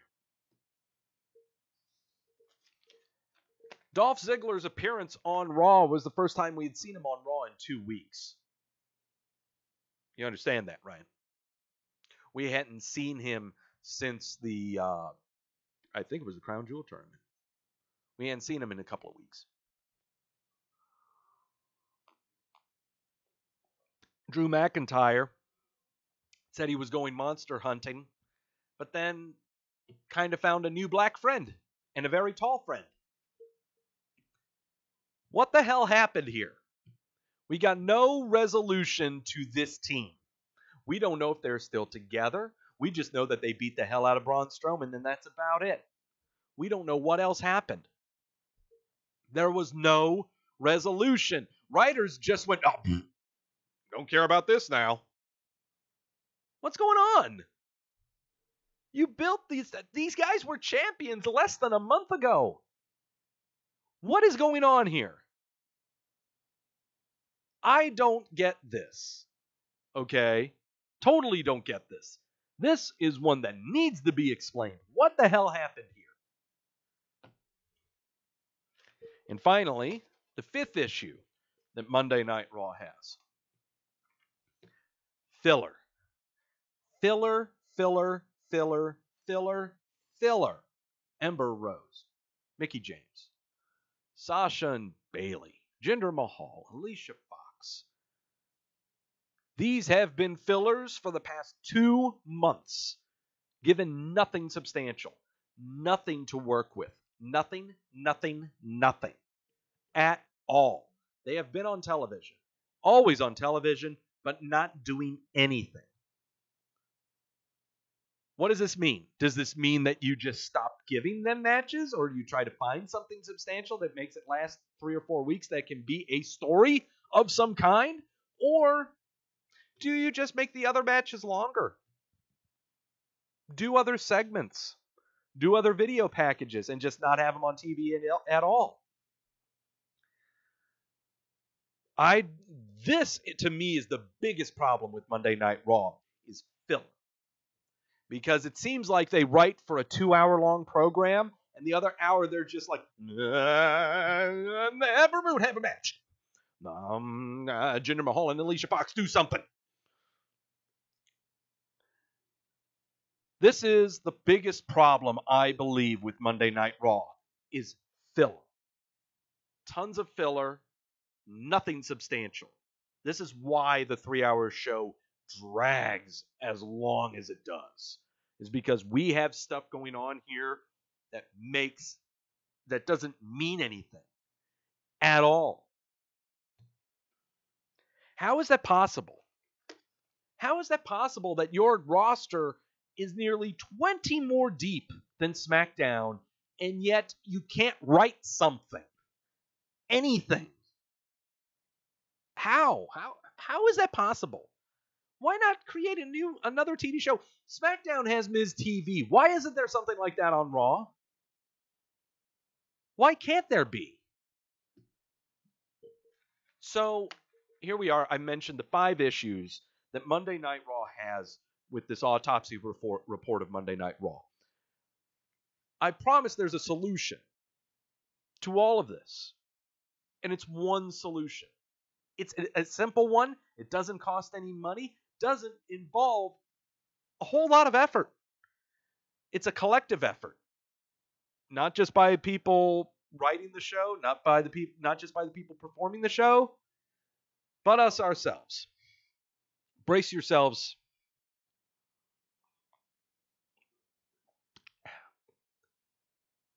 Patience. It's what we need. Patience. It's something you never find in a professional wrestling fan. It sure as hell isn't something that you find in a creative writer, and it's something you never find in the performer. Patience. Patience is what you need. It will solve every one of these issues. How so? If the Braun Strowman injury goes awry and he's not ready for TLC, you've got Kurt Angle to take his place in the match. You know Strowman will be ready for the Lesnar match coming up in Royal Rumble. So in the meantime, you got Kurt Angle to take his place. You can build that up. Him going in the place of Braun Strowman would be fantastic to see what happens when he comes back. You know? So that's number 1. Number 2, Brock Lesnar will show up on Monday Night Raw after TLC. Brock Lesnar and Paul Heyman will be promoting Royal Rumble after TLC. The vacancy of Brock Lesnar on Monday Night Raw is legitimately a thing. Am I saying he should be on every show? Absolutely not. Should he be there specifically on a show? Absolutely not. Paul Heyman should at least be on the show. It's not about this major title or anything like that. It's just the character itself. The big bully needs to be on the show. And he will appear on the show after TLC. That'll happen. What else can happen in time?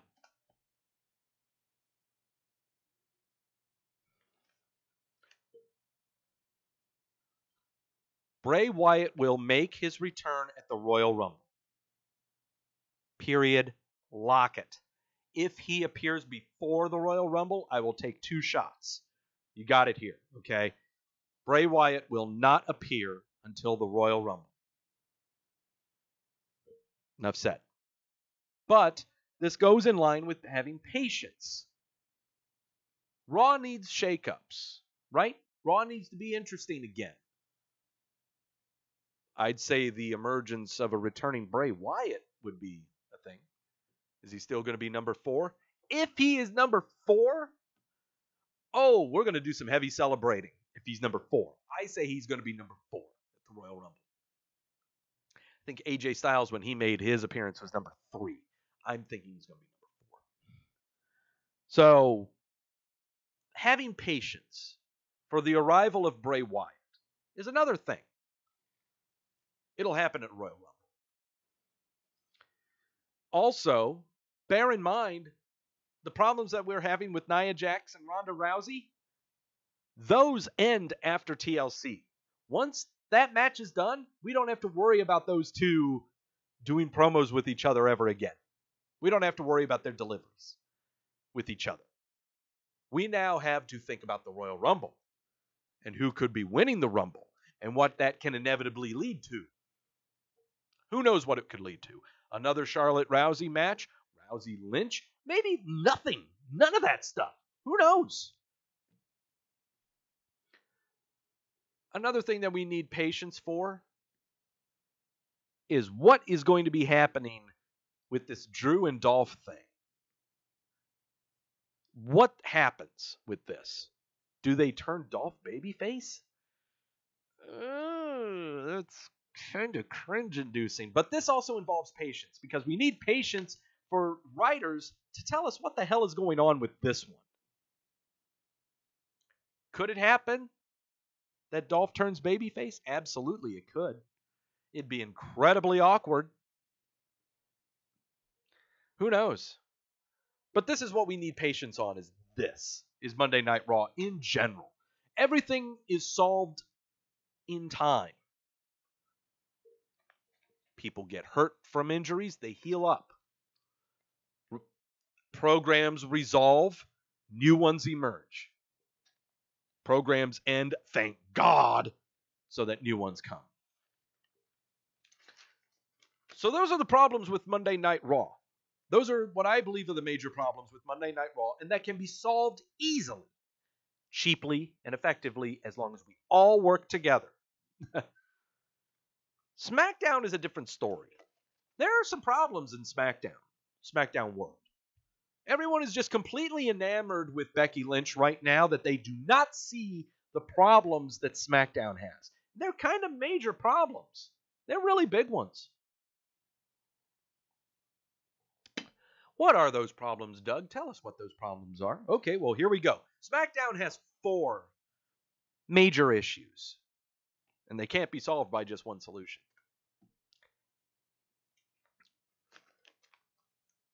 The Bar, the Usos, and the New Day. Ladies and gentlemen, this is your tag team division on SmackDown. What happened? What happened to Sanity? What happened to the Good Brothers? The Colognes were around for a hiccup. I know the Bludgeon Brothers are down. They're down for injuries. What happened? The SmackDown tag team pool was so deep, and you could have tag team championship programs going on, and you can have an alternative tag team program going on.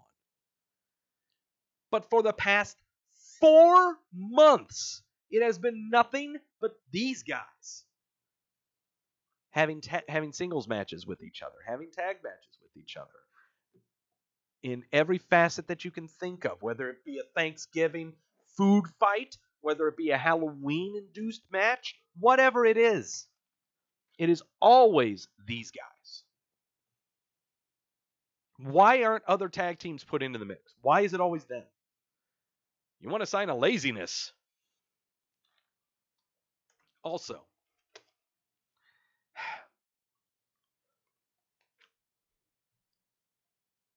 is it legitimate and relevant now to say that Shinsuke Nakamura is SmackDown's Brock Lesnar? He rarely shows up on SmackDown. And when he does, it's not for long. He'll make one appearance, maybe have a match, maybe do an interview, and then gone for 2 weeks. Gone for a week, only to come back and do another interview or a hiccup match, then gone for another week. He has a rotation of some kind. Gone for a week, interview, hiccup match. Gone for a week, interview, hiccup match. This is what he does.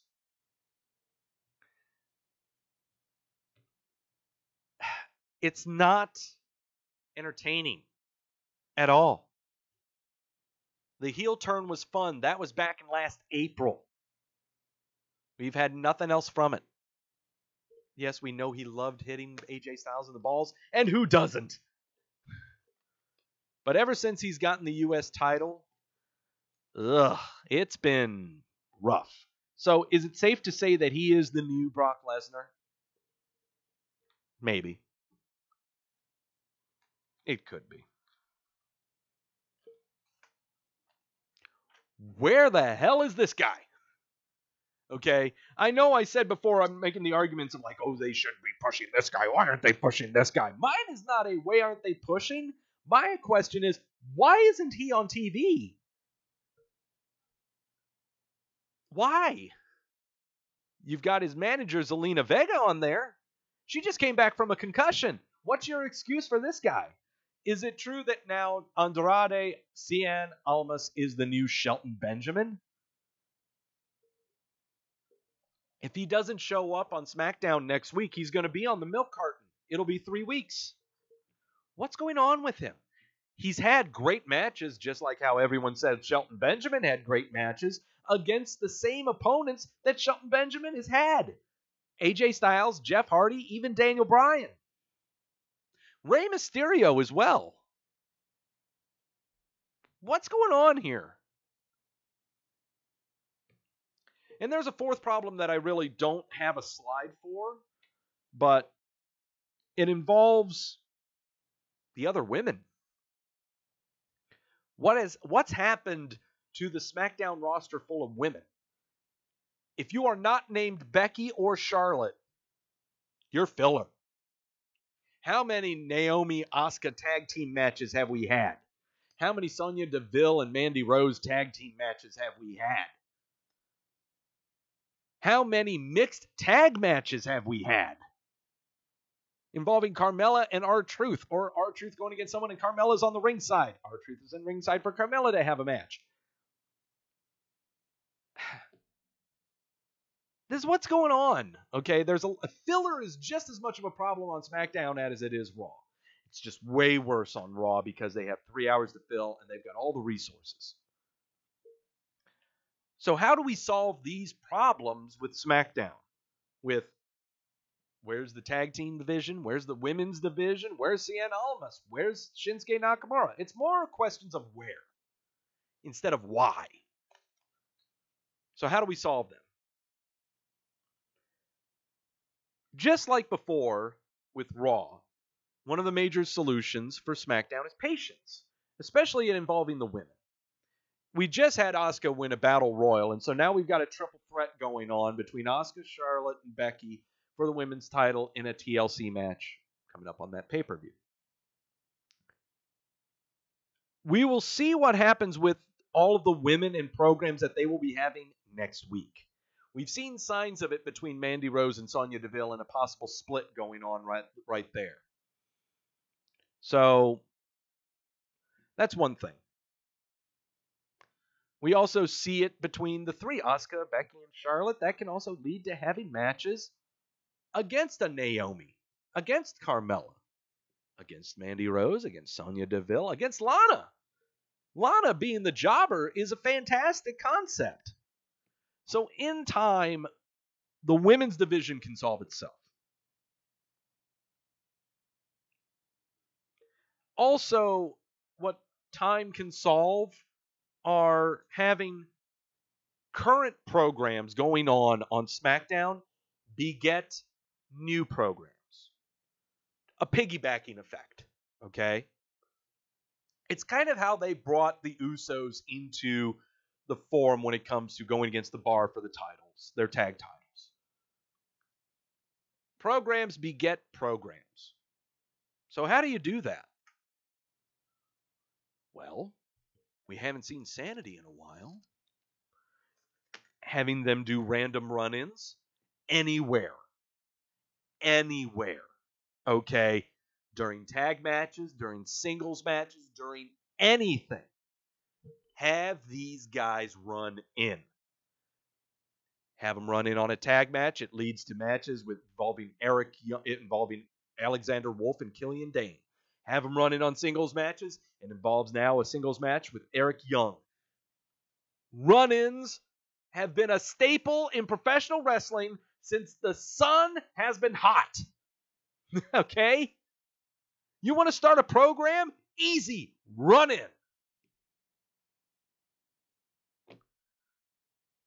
How hard is it? It's simple. Mega simple. You can do the same thing with Andrade. Andrade Cien Almas, run in. Doesn't matter against who, run in. It's simple. And this is a writing problem. This is something we can't solve. This is a writing problem. It's a sad one. It's one that can be solved easily by those involved. Finally, the other solution that is writing involved and writing intensive, but is a really fun one. There is a program that's just started this week, and I brought up the question, is Nakamura the new Brock Lesnar? Well, there's your women's programs there. Is Nakamura the new Brock Lesnar? My answer is, why can't he be? Why can't he be the new Brock Lesnar? Why can't he just show up whenever the hell he wants to? Why can't he do that? Right now, the reason that he can't is because he can't speak English. English no good. So how do you solve that? Get him a mouthpiece. Anyone will do. Throw names out there. I'm not going to mention any names. There's too many to choose from. There's actually some pretty good ones to choose from. We've seen it happen on Raw. Bobby Lashley got Lio Rush. AOP got Drake Maverick. Who's saying that Shinsuke Nakamura can't get